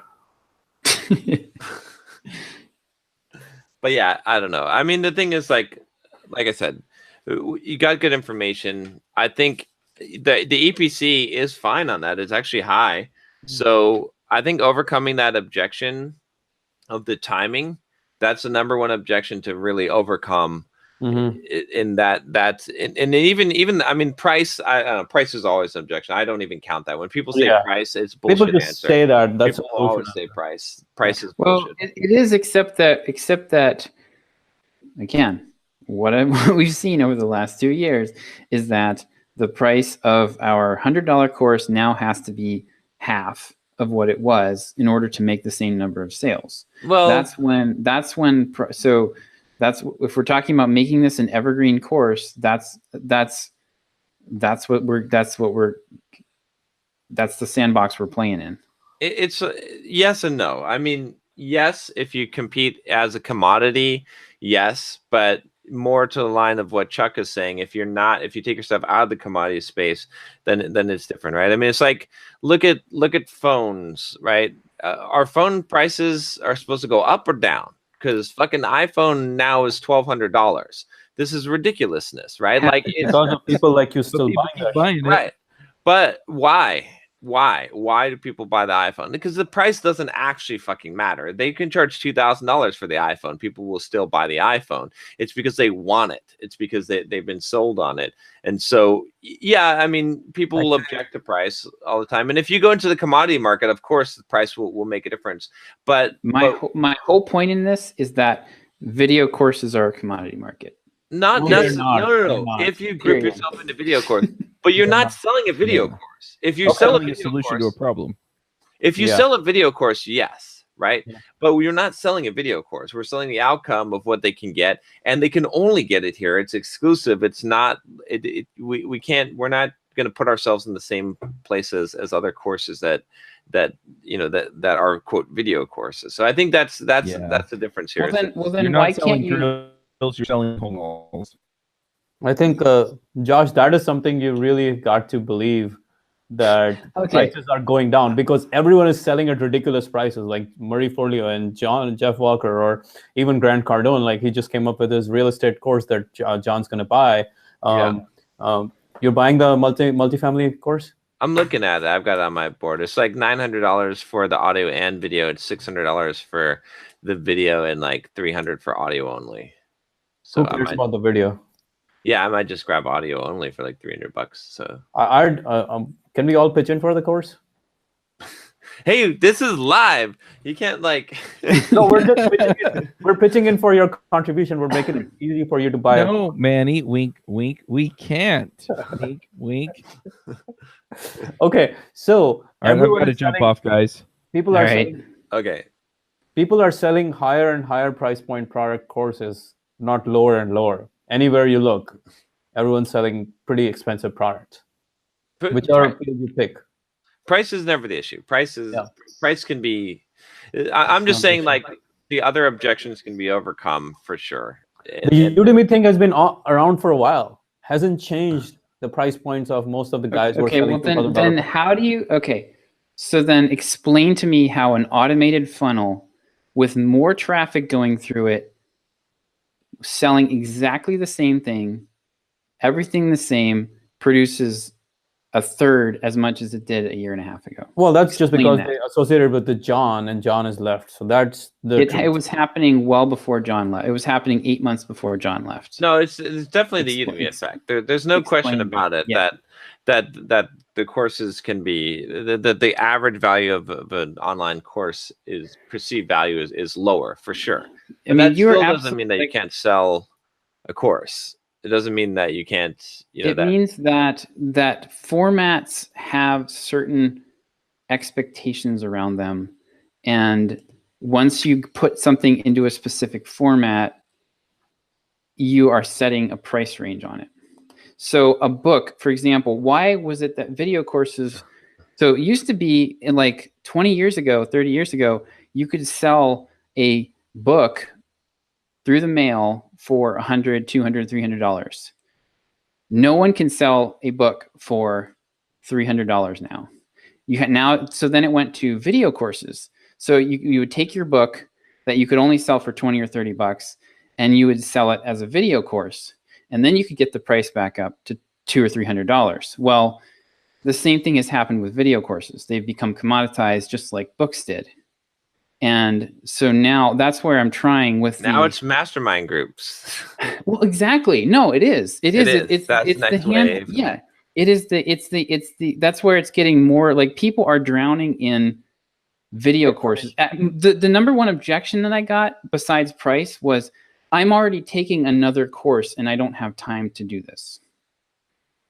All right. So people are completely overwhelmed. So they either want something small and quick that they can buy now that's cheap, or they want like complete personalized attention. There's a lot of middle grounds there. There are. If the value is right. Again, yes, I agree with everything you've said, Josh, about the commoditization of the video courses and how they play out in the price ranges. But it's all about the value offer, the proposition. Because if I can offer you something that costs $10,000, but you're going to make or save $50,000, it's an easy sale. Right? It doesn't matter if it's a book, it doesn't matter if it's a video, it doesn't matter what it is. I'm not going to sell it based on the format. I'm going to say this program or this opportunity, right? So yeah, I mean, I completely agree. And that's ultimately what it's going to come down to is even if the markets are, whatever, it doesn't matter. It only matters about, having that, it affects sales for sure. It affects sales, but it still doesn't mean that you can't successfully sell, in whatever price range that you want to, as long as that value proposition is there. Yeah. It's always the result. You're selling the result, not the medium. And if you can sell the results because of the medium, you get a higher price point. If you sell the result as a result of the transformation that's involved in the medium, transformation being through other people or through the coach or whatever, that's going to give you the money too. But there are video courses that are being sold for hundreds of dollars. What you're describing is exactly what I've always done. Right. It's just I never sell. I always sell the results and always sell the outcome. And like you're not saying anything that is not ingrained in my very DNA. Right. And what I'm telling you is that what I've observed is that there are limits in market realities, and that's what I'm trying to get past. And based on this, the EPC was fine on the offer. The offer converted to the people that were interested. All I'm saying is 10 steps to learn anything quickly appealed to 90% of our audience, right? Yep. This course appealed to just the people that were looking for a job interview at the time, maybe 5% or less of the audience, even though it converted well. So it's still a solid offer. It's just a segmentation issue. Yeah, I agree. It's an offer that can be presented. And if we, there's two ways to look at it. I mean, well, I guess three ways. One, to segment the audience, but it's a moving segment. So you don't know who's looking for a job at that time. So you have to have some way to figure out who's looking for a job at a time and then pitch them. Maybe, and there's ways to do that. By sending out little test emails or something like that, and seeing, having things that people click, and if they're so we could segment like that and then send them the offer afterwards.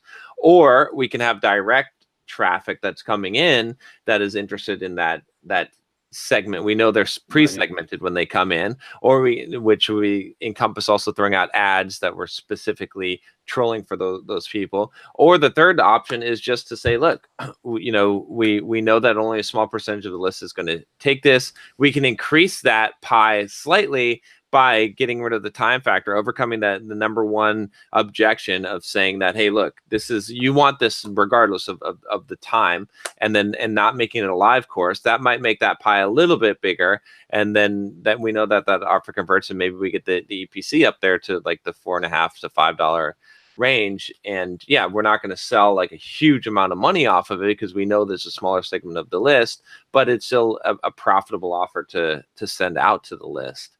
So here's my other question. How much banner advertising are you putting on your website right now? We've tried banner advertising and it does not work. So you have zero banner ads right now. You don't have our stuff. Any ads on simpleprogrammer.com? We have for our own products. No. In general. We have. Yeah, we get about $900 a month off of banner. Right. But how much banner ads how many clicks are you driving for them? I have no idea. We don't get that data because it's not. What I'm asking, the next question it's pay per impression. And the next question then in my mind is, why are you driving banner ads somewhere else instead of driving banner ads to your own product? Because I have tested driving it to our own products and it does not work at all. What do you mean? Like literally just like what you're trying to figure out with like job interviews right now. If you just ask, are you trying to get a job right now? $900 is how much? If you were to send that traffic, if you were to buy that traffic on Facebook today, $900 will give you maybe 200 leads. So you're telling me putting all the banners on Simple Programmer real estate will not get you 200 more leads? I'm saying that I have tested advertising. Well, so we have embedded opt-ins throughout the site. We have pop-ups. I'm going to put a specific pop-up on these interview-related things. Those collect a lot of leads. The pop-ups collect probably 90% of the leads. I have tested putting specific. We tested Bluehost.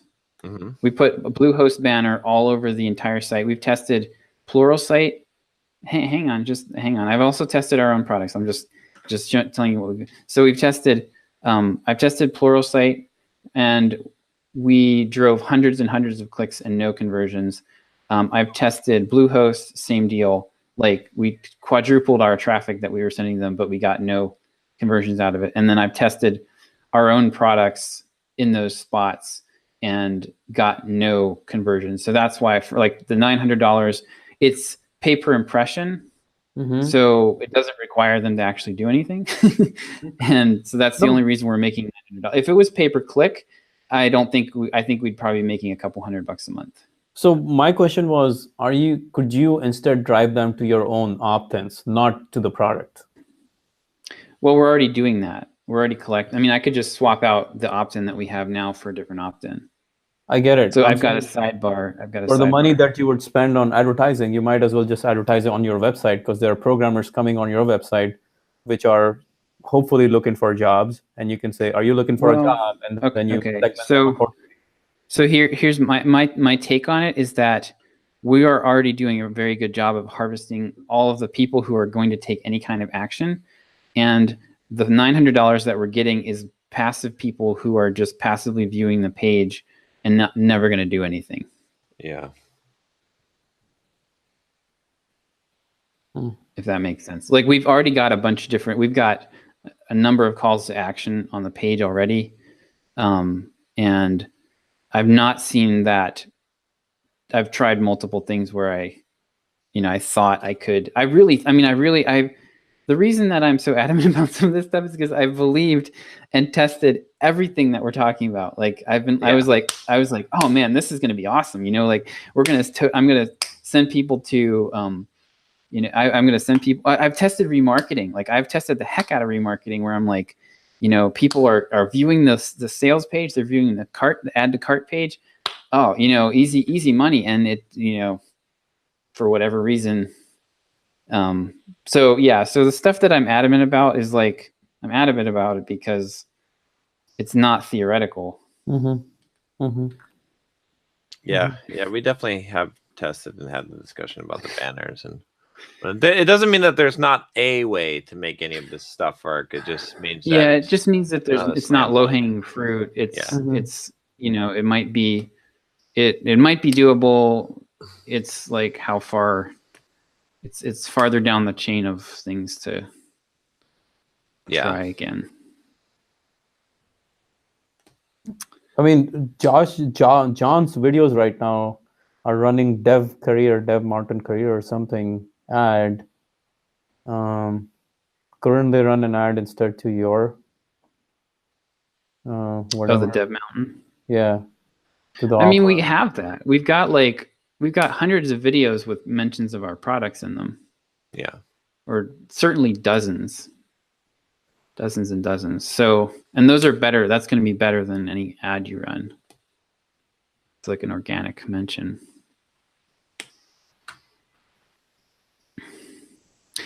Here's kind of what I'm thinking right now is other than committing suicide. No, I'm not committing suicide. So what I'm thinking is that it doesn't make a lot of sense to invest in doing these big courses for the time being. Possibly the career guide one. That one I might be willing to try. What I think makes more sense is doing some smaller offers that are like in the $20 to $50 range. I mean, like I feel like we can expect to maybe be able to make like $5,000 to $10,000 off of a promotion at this point. It just seems like everything we do ends up right in that. So so I'm thinking is maybe I can just do 2 promotions a month. One of them is going to be our membership thing. One of them will be for some kind of topical video that we do where it's just going to basically be like a 1-hour webinar that I'm going to record. It won't be a live webinar because I don't think I can sell that effectively. But like I could, so with Jason does a lot of, one of the things he does a lot of coaching with his students is confidence. So we could do a I could do a 1 hour to 90-minute interview with Jason, and I think I could sell that for $30 and do pretty well. It would probably end up in that 5,000 to 10,000 range, and then content goes in the membership site, and do that. And I'd be building up the content in the membership site. I'd be making, we'd have some nice little spurts of income from those little one-time offers to the list. You can literally sell everything on the back of the membership. What do you mean? Like, yeah, I mean, I'm things that you're trying to sell, you just sell them as a membership promotion, saying, when you buy today, you will also get this course included, and this is the deadline. Which is what I did for this. Well, no, you did not make it explicit. You almost forced it down their throats. I didn't like that. I'm not a fan of that kind of selling. I'd much rather like you make it upfront that when you buy this course today, or when you buy membership today, you will get this course for free. Otherwise, you can buy this course for $99. Yeah, I mean, that's kind of what I'm proposing here. Yeah. So you can always sell membership, no matter what you're offering. Whatever you're selling, you're actually saying you can buy this one-off for $99, or you can get $99 and get all the other things that we have in the membership area. So membership. Yeah. No, I mean, I don't think I can sell what I'm describing for $99. I can sell that for $29 or $19. No, but that's what you're saying. You can sell it because you're selling membership, not the course. Right. You can sell the course for $29, say, and then say, but if you want, for $69 more, you can get it for free and join the membership and get it as part of the, right? That's a pretty common promotion. But the other thing could be you sell it for $99, even though you don't think so, and maybe nobody will buy. That doesn't matter. You still ascribe a value of $99 to it, and then let people make a decision. That's just in the copy. It's not in the content. It's not like because it's 2 hours, it's not worth $99. That's never the case. Yeah, but you can't make the price the same as the membership price. Why not? It doesn't make any sense, because then people will just buy the membership that have no intention of using the membership. Because why not? Like, you're going to get the membership plus the course, or you just get the course. You might as well get the membership plus the course. And then you want them to actually like have made some kind of effort, right? Even if it costs them $10 more, you want them to spend more to get the membership. Otherwise, it just is ridiculous.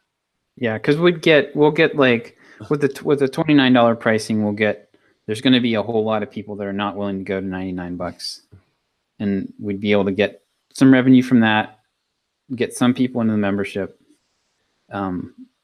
That seems like, and I might, if I did one of those a month, I might stumble into something where it's like, holy cow, we just did $30,000 on this one. Like, let's do a bigger course about it. Because $29 is a pretty sweet price point, as we have found out in our testing, right? Yeah. Like we can't sell at 69, we can't sell at 49, but 29, better than 19, better than 9, better than 39. 29 is the perfect price point. Yeah, exactly. Yeah. So that's kind of what I'm thinking right now. And that's sort of like it's not going to really like change the game, but it would be a nice, comfortable schedule that I could it's like kind of you're jogging at that pace, right? And we'd probably end up with higher product revenue if I did that than what we've been seeing. And then those things are going into the membership. Yeah, those are going into the membership.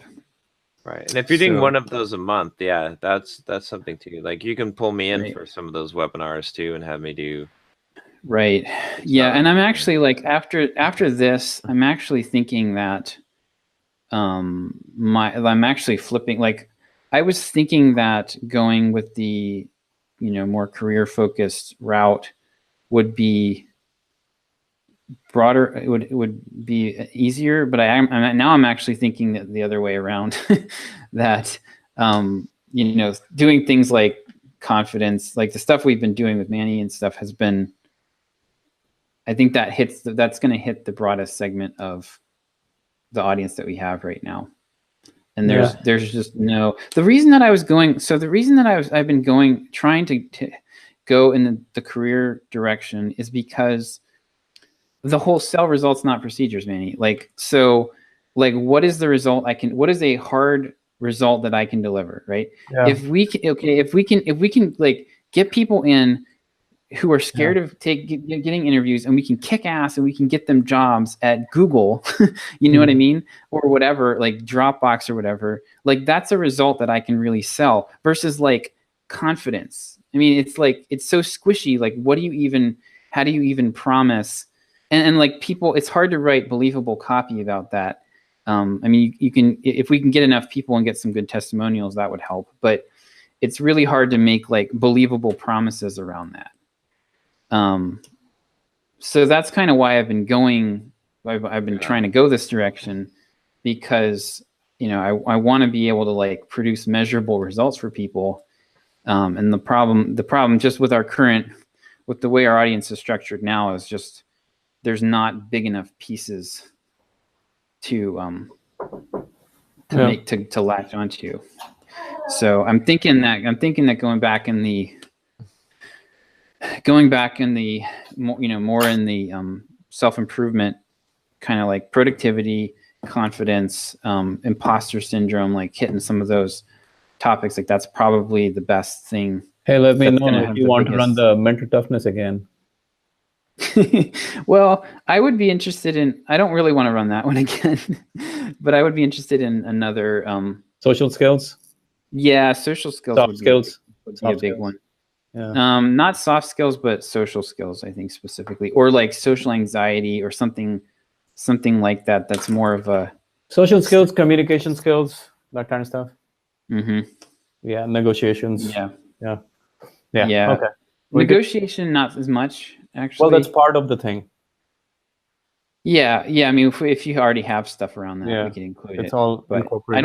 I don't think that one's actually big enough to. That's another one where it's like the interviewing. It's kind of a small slice, but it's all part of it. It's funny too, because Josh, I think it's ironic. I was just looking at the news that 3.7% unemployment, the lowest number since 1969. Yeah, I know. And we're launching a how to get a job, essentially. Oh, and it's not even not even that. It's the unemployment rate in tech is like less than, it's like 1.5% or something. It's insanely low. So I think that is definitely a factor. We're selling ice to Eskimos right now is the problem. So that's the thing. So it's not an indication. But that's why, like, it's like, you know, when times are good, what do these people want? Now they want to enhance their lives. Okay, they're making good money. They have the money. Let's take the money, but let's show them how to get more confidence, how to get in shape, how to, you know, whatever it is that they want. And that's always been the unique offering for Simple Programmer anyway, is that we don't just, you know, there's plenty of sites that teach you how to pass a job interview or to do coding interview questions and to enhance your career essentially. But there's not too many sites that are there's no one else that's really catering towards the other aspects of the software developer's life. So right. Well, so I think we had the exact same discussion earlier this week, right? That's the part. That's the vision or the mission of the business in some ways. And I think your membership site is a great step in that direction. It just needs to be more expensive. Yeah. Because if if the unemployment rate is 3.6% and tech is 1.5%, people have the money. They just need to pay the money for this freaking damn thing. There needs to be, and this brings it back to what we were just saying. There needs to be a compelling result that we can deliver, that people are willing to pay, you know, more money for. And that's been the struggle. It really has been the struggle. And the thing was, so soft skills is squishy and hard to make. It's hard to give, it's hard to really sell results, it's like, if you do this, then 5 years from now, your life is going to be awesome. Trust me. No, but it can but have. so John embodied the results. Mhm. That's been the challenge with John stepping away, I think, is that John was the visible evidence that this stuff works, right? And no one's going to buy a fitness program from a guy that looks like me. And they shouldn't. Really, you know what I mean? And that's When where it comes to social skills and stuff like that, they could not tell the difference between you or John. Now, right. the bigger question is, of course, do you want to step into the personality business? That's a different question. At this point, I will do what it takes to grow the business. Yeah, maybe not. We've had that discussion. Yeah, maybe it's easier to just keep pushing through this process. But if we had a social skills expert, I would be fine for now, for quite a while, being the voice, and I think the way that Jason and I have worked on this has worked really well. And the problem has been I intentionally overcomplicated it, shall we say, to see if that was something that people would value, and it didn't. It didn't pan out in this case. But if we had somebody who could create smaller products, and I could just be the voice, and it's been working. It's what we've been doing has been working if we can find the right topics, I think. Yeah, I mean, there is one aspect to this, I don't know. I mean, obviously we have to get revenue up, but it's also this treadmill of producing all these little courses, and I mean, it does contribute to the membership side, so I think that makes sense. But ultimately, what I would see as making sense is having one core product, which if we did the Complete Software Developer Career Guide video course, that's the main thing that we the gateway in there are all the books and the advertisement. That's all bringing people into this. Maybe it's a 3-month program, and then it drops into the membership, and that's it. And everything is focused and pushing towards that. And this is an expensive product, so we make money on that, and then we put them into the membership afterwards. And it's the way that most people get into the membership, is from completing this course, right? I think that ultimately is going to be better, because then you're not constantly on this treadmill of producing new content over and over again, promoting that new content, writing emails for that new content. Instead, it's just optimizing, getting this thing out, making that the flagship, optimizing all the funnels into it, and then the upsells and everything after it, and keeping the community going. Yeah. Simple is best. I don't know anyone who's actually made that work. Well, no, people are going down the path of creating just membership site with one unique offering, and that's it. Yes, I agree with John that. Lee Dumas is an example of that, right? $100 a month, Podcaster's Paradise. This is Software Developers Paradise. Boom. Software Developers Paradise is where you get all the content on software development, and you have a community where people help each other out. But I'm not convinced on the 3-month model. I think it's a lifelong model is what you should aspire for, where they just pay $99 a month and you get everything. Now you just stay in for forever. But you want to have a course that they actually start with that's more expensive, that they gets them in, and then the community is the follow on after that, right? It's easier for the graduates. The best way to sell continuity is with and this is what I was trying to do with this course, but to have some kind of content, big thing, a bigger course that they're signing up for initially, and then the continuity is on the back end, because it's to just sell a membership solely on a membership is very difficult. Yeah. Yep, I agree. Without content, it's almost impossible to do. Very few people can pull that off.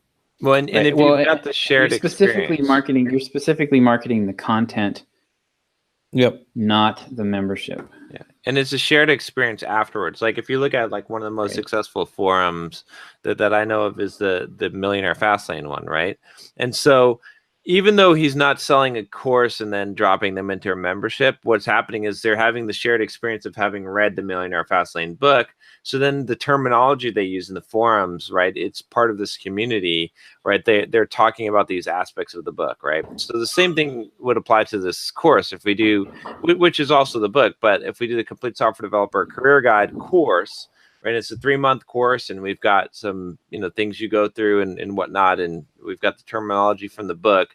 Then you drop into the membership community, and you're using that terminology. You're talking about implementing things that were in the book, that were in the course. You're discussing how to do this, right? That's what keeps it so that there's value there, because everyone has gone through that shared experience, and they have something to work on and talk about that's related. So could you rebrand the community today to Complete Software Developers Community or whatever it is, and start selling a higher ticket entry to that, and also saying, hey, okay, Complete Software Developers Community, every week we discuss one aspect of it, blah blah. Oh, I don't know which way they do it in other courses, but you could rebrand it today to Complete Software Developers Community. You don't have to wait for the course. Yeah. Because then it's the same as the Millionaire Fastlane effect, right? They're all coming through because they read the book. They are in the same path together. They understand. Oh, I see. And they understand why they are here, what they're here for. Like, you already indoctrinated them through the process. Manny might be onto something interesting. If we rebranded the membership site as the Complete Software Developers, Community or Career Guide community or Career community or whatever it is, and then we took the book leads and we changed it so that essentially instead of being about downloading that career kit, or even you could still have that offer, but the pitch was now join the membership or join the community for other people who have read the book. That could be a constant stream of people coming in that as they read the book, they get pitched, Whatever the big promise of the book is the same big promise of the community. Josh is awfully quiet. Whoever speaks first loses. Yeah, I mean, so that is one good way to build a community is to basically make it support for some other product. Yeah. Which is what we would be doing in this case.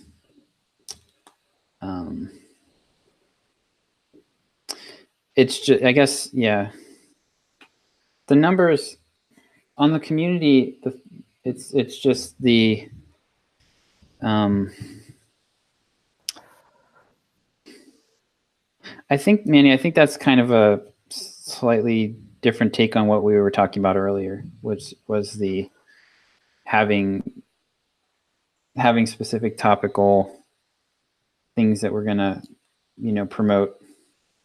It would be tying it to the book, but the book is focused on the career. The book is more focused on career topics, which may be not the. It's so weird. Like that book has really outsold soft skills. Yeah. And yet, I'm not able to get as much traction with the specific career related topics. How many copies have you sold of the book now? I don't even, we'd have to, it's really hard to calculate because we'd have to go back through like all the Create Space reports. Broad numbers, rough numbers. What, John? Like, so we did like at least 10 to 20,000 when we launched it. And then it's probably been at least 1,000 a month for the last 15 months. Yeah. So maybe probably 50,000. Easily. 50,000. Yeah. Plus the audio version. Plus the audio version, plus people have also, we have it available for free on the Kindle Unlimited, and we get a lot of reads on that. So, it probably would be over 100,000 people have been exposed to it easily. Yeah. Oh, yeah.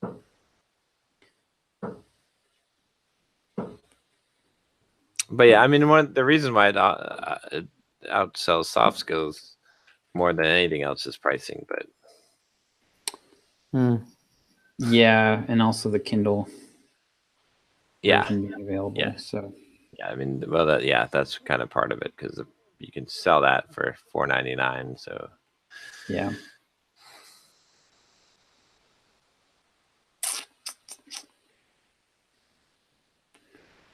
But yeah, I mean, I agree. I agree with what you're saying, John, about the treadmill effect, but also like I think at this point we just need to be doing a lot of different things. yeah, to kind until we find something that really, like if we might hit a home run and find something that really works. But until that point, like I just would like to see the business grow a little bit, see the revenue grow, and you can't really automate something until you know that it works. So yeah.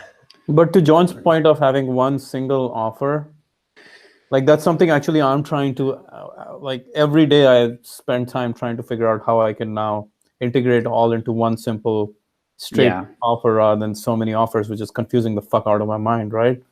Like simplifying everything to one integrated offer. I think it takes a lot of energy away from the madness of shit that you have to do, and you just focus everything you have on that one offer. It's like the one thing kind of deal at this point. So many offers fracture all the attention space and all that stuff. Well, yeah, I mean, I guess what I'm proposing is a one offer at a time, which can be very exhausting. I have gone through that process over the last few months, and it is probably, you've gone through that process too, and I think you got a couple of strands of gray hair as a result of it. Right. But I mean, we don't have, at this point, I don't have anything.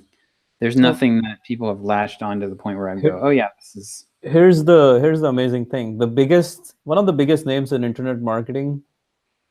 I don't know who you think is one of the biggest, or who are the biggest names in like personality space who are selling info products. What do you think? I'm gonna guess. I mean, probably like getting a call here. In online marketing, I'm gonna say, I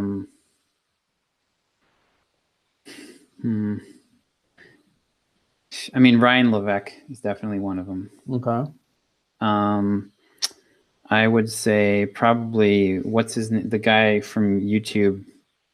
Ty. Ty, yeah. Ty's big. Ty Lopez. I don't know. I've actually disengaged from that. Okay.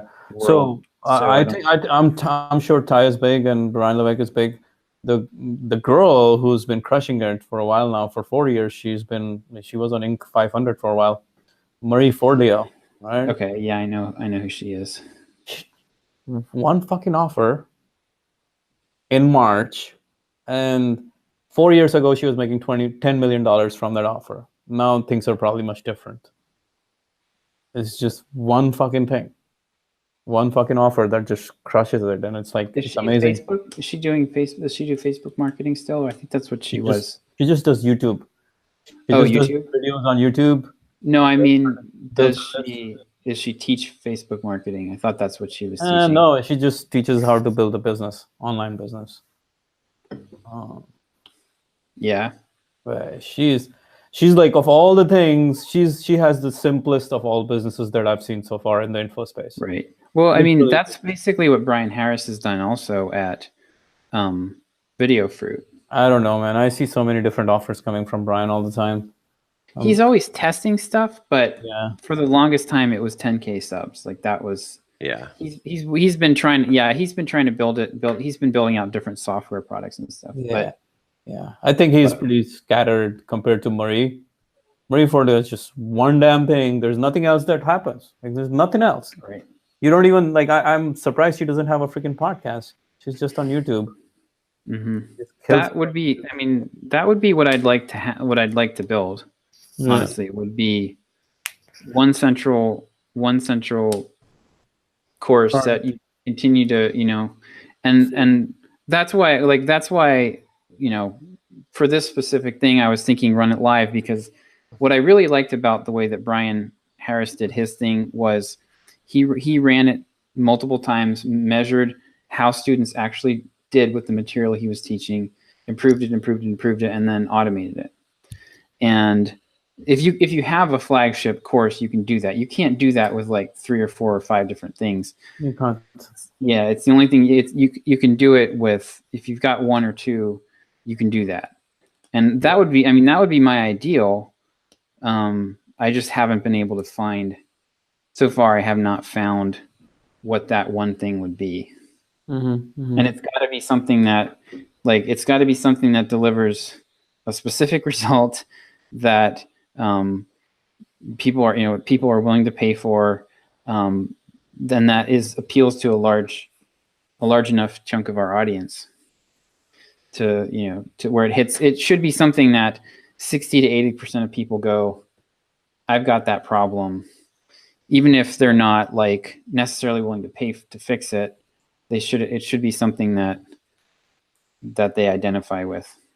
Well, that's one of the reasons why kind of the idea I've always had for like the big course was this idea of creating a lifestyle, like basically like a soft skills kind of like control, change your life, transform your life course, where it's like a 12-month program where it, focuses on all the areas of your life, right? And, becoming more mentally tough, learning marketing, right? All kind of things that you'd want. So, because then it has that wide appeal, right? Are you guys sure on that wide appeal thing? Because literally, if you had 3% of your audience buying a $1,000 course, you're doing a $2 million business right there. Well, okay, so we have, all right, so we'll go with numbers again. So we have 84,000 people. Only 20 of them live in the US. Well, you don't start segmenting right away like that. 3% of your audience is willing to buy the damn thing. Yes, but that is the Europeans whole point buy is that. Well, yeah, okay. So 25,000 is the entire U.S. and Europe and Australia size of our list. So we'd need to have, so 3% of that would be 750 people. And if you sold a $2,000 product to them, that's $1.5 million.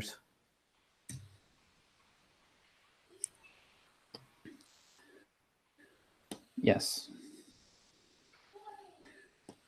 I just don't know what that product is. Yeah. So I think actually I'm on the if other. You have that product. I'm thinking it's better to go sharper than to go wider at again and again, because no. Okay. Here's the point. Here's the point of that exercise though. So 25,000, right? So if it's something that is only relevant to 20% of those people, now we're talking 5,000, and then if you do 3% of 5,000, dude, no, that's not how the math works in the chat. No, that's exactly how it works. So because with this course we just launched, 25%. So only about 10% of the list was like in I need a job now mode. Just say, right? We're not going to sell to those other 90%. Period. End of discussion. Right? You'd agree with that? So we've cut it down from 85,000 to 8,500. And then you're only going to get even if it's instead of 3%, it's 5%. You got to look at my friend's number. You got to look at my friend Asian Efficiencies model. 40,000 people, 2,500 in his membership site, paying $50 a month. I'm not sure where those numbers are, like how you balance out those numbers, but that's the truth of his numbers. Well, 3,000 people, 2,500 people in his membership site paying $50 a month to a gross of $125,000 per month. Yeah, but it depends on how he acquired the list. Like if the list It was all acquired, organic.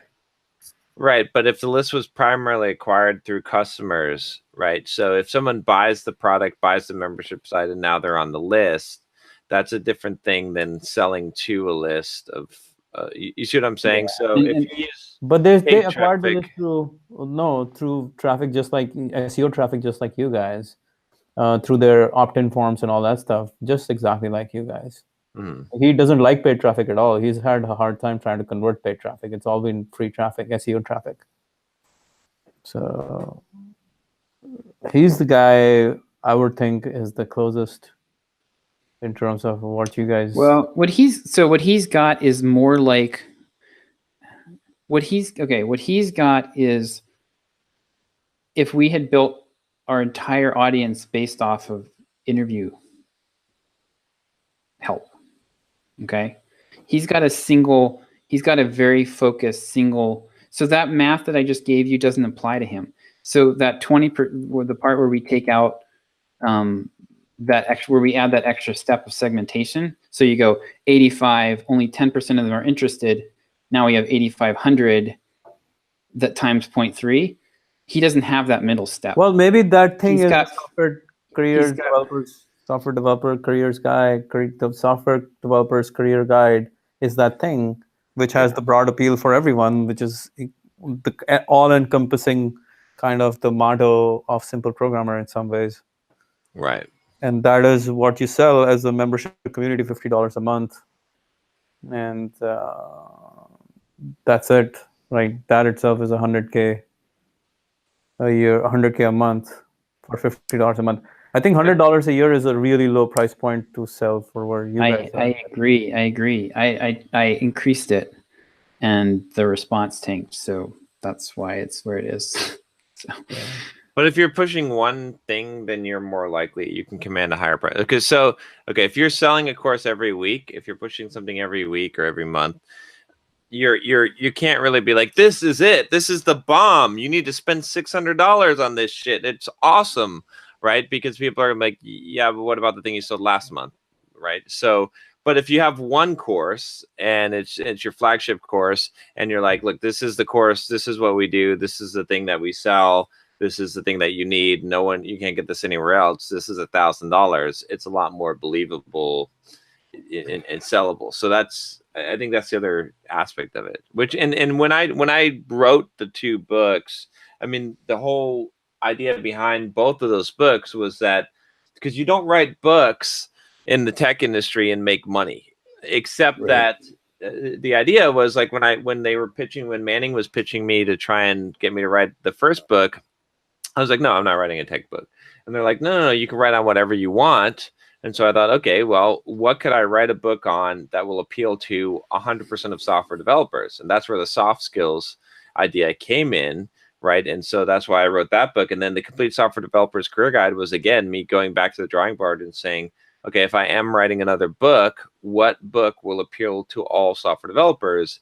How about a book that's completely about your career from beginning to end, right? And so that, I mean, that's the whole thing, is that's what's the whole idea behind those books. And if we create a course that is going to be the flagship course, it needs to be that same kind of thing. It's like it should appeal to pretty much 100% of, if you're a software developer, this should appeal to you. So. Yeah, although I would say that when you go up from a book price to $1,000 a year, the necessity of being able to sell tangible results gets a lot higher. And that's where I've been stuck.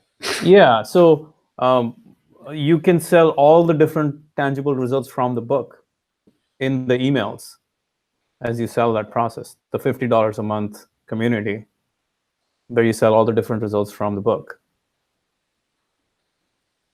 But that's essentially what I've been doing.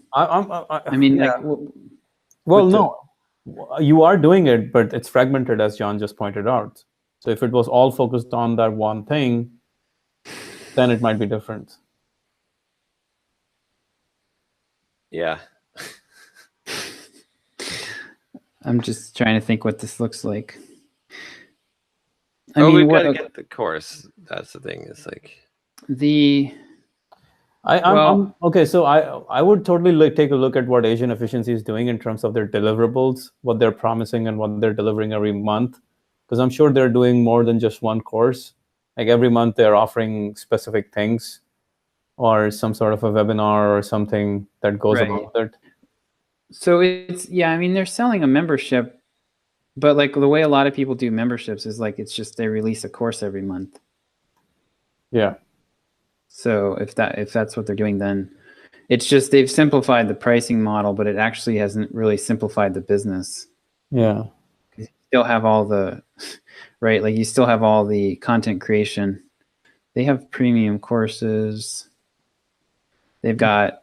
Can you even see their course that I told you about online, the membership? Because I don't think you can see it.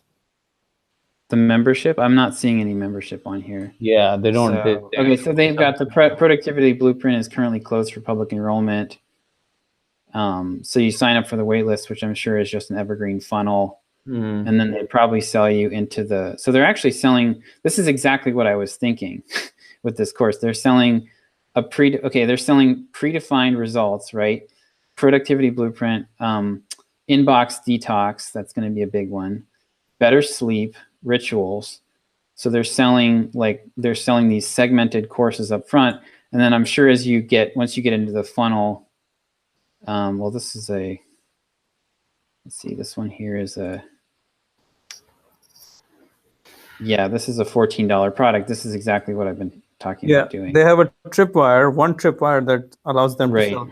What Dan was saying was it was very difficult to sell membership without a tripwire, but once they had a tripwire, now they were easily able to convert people to membership. Yeah, which is kind of what I'm talking about doing here. Which is kind of what a digital marketer does too. They will take a fragment of their products, like the suite of products every month. New products. One fragment, they will sell it at a discount rate and say, by the way, you can also upgrade to a monthly membership of $39 per month and get all these 30 other things that we have created. That's true. Keep churning it every month. Yeah, they've got a premium newsletter thing that you can get. Yeah. Is it a one-time? Not sure. So really, the biggest thing for me has not been, and what I've really been like spending a lot of time and thought and effort on is not so much I don't feel like the business model stuff, the marketing funnel stuff is the problem. The problem is like, what is the problem that I can solve for people in a way that they value and is believable, right? Without John. Mm-hmm. That is where I've been stuck. Mm-hmm. That is what I cannot get past. And it's got to be something like for the business to grow. It's got to be something that's appeals to enough is relevant for a large piece of our audience, so that it's not. So one option is, I mean, like what I'm suggesting with the monthly, kind of like doing a small product every month that's relatively low effort, is kind of throwing in the towel on that and saying there isn't something that's big enough like that, and we're going to get 5% of the list here and 5% here and 5% here. It's a good test, and it'll grow the membership. I mean, you'll be promoting the membership directly and through that. Right. So I think it makes sense for now, and then that gives us time to. I feel like the answer is going to be the Complete Software Developer Career Guide course, which it gives us time to develop and build that out, and then eventually launch that. Yeah. While we're still growing the list and still increasing I think doing that, and then the other focus that probably makes sense is just continuing the SEO effort to try and increase traffic, getting more articles published that are, that we SEO the hell out of. Yeah. Like that Java one. I don't know if that one's, but stuff like that.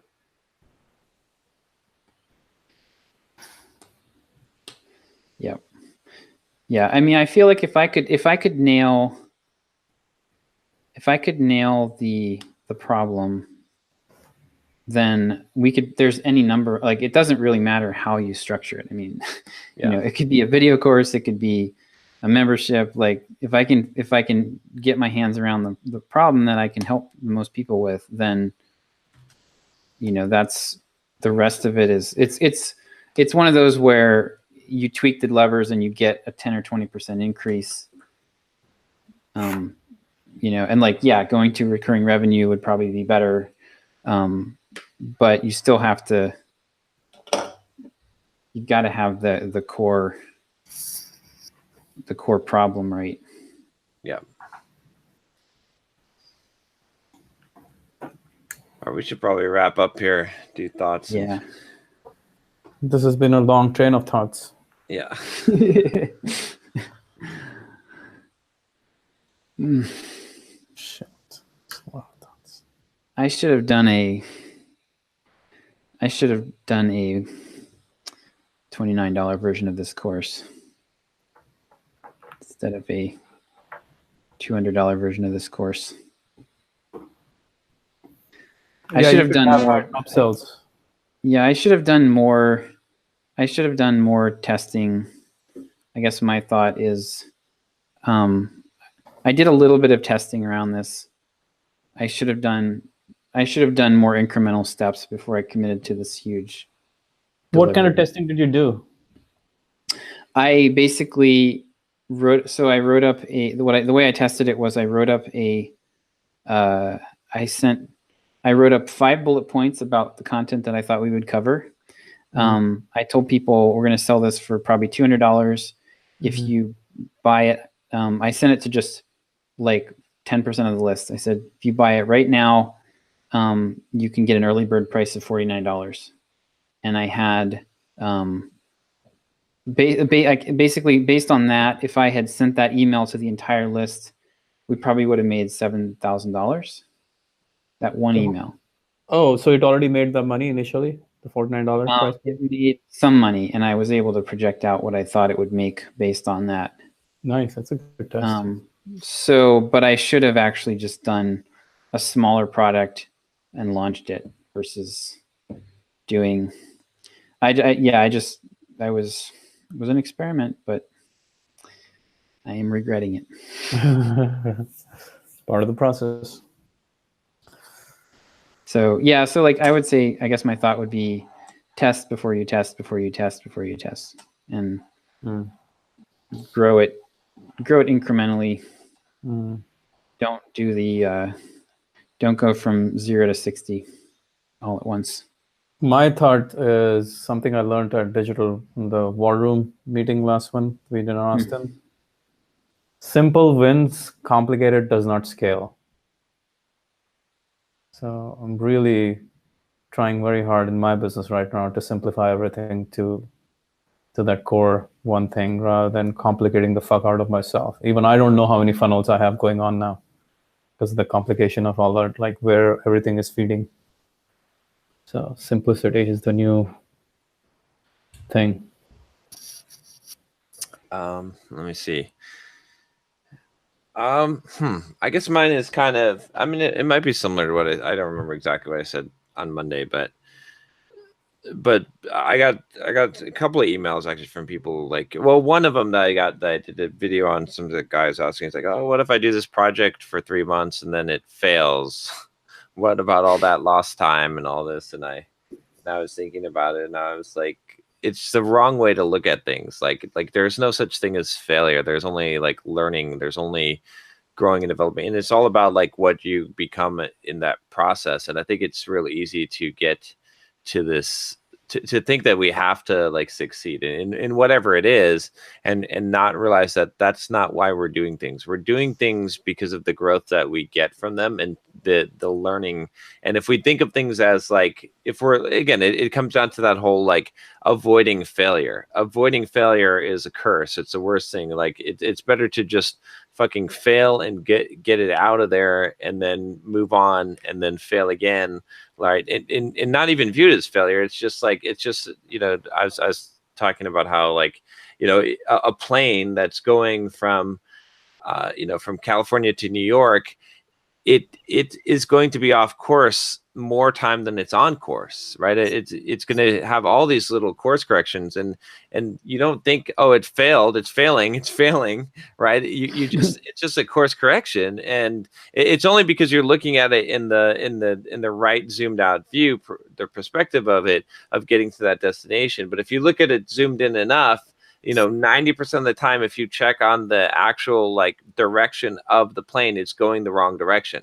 Like probably 95% of the time, if you zoom in enough to the second level, right? But it doesn't matter because it's constantly course correcting. So we don't view those little things as failures, but when we're zoomed in, we view like everything is a failure, and we're worried we're going to waste time, or we're wasting all this resources. But it's really just like it's the course correction that's necessary to get to the destination. So I try to view things like that, and it's like, I don't know, like I feel like there's too many. And the same thing, like, some of my coaching clients too, it's just they're so worried. They have this analysis paralysis. They don't want to take movements. They don't want to do the wrong thing.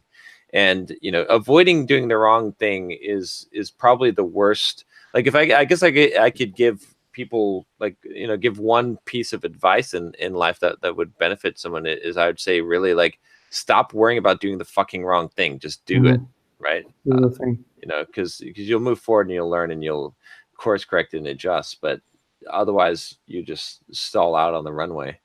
Yeah, there's a very interesting quote by Sam Walton. He said, we built systems against allowing for just thinking on whether we'll do it or not. We just decide and we go forward. Well, the thinking part can really fuck you up because it can waste a lot of time and energy. Yeah.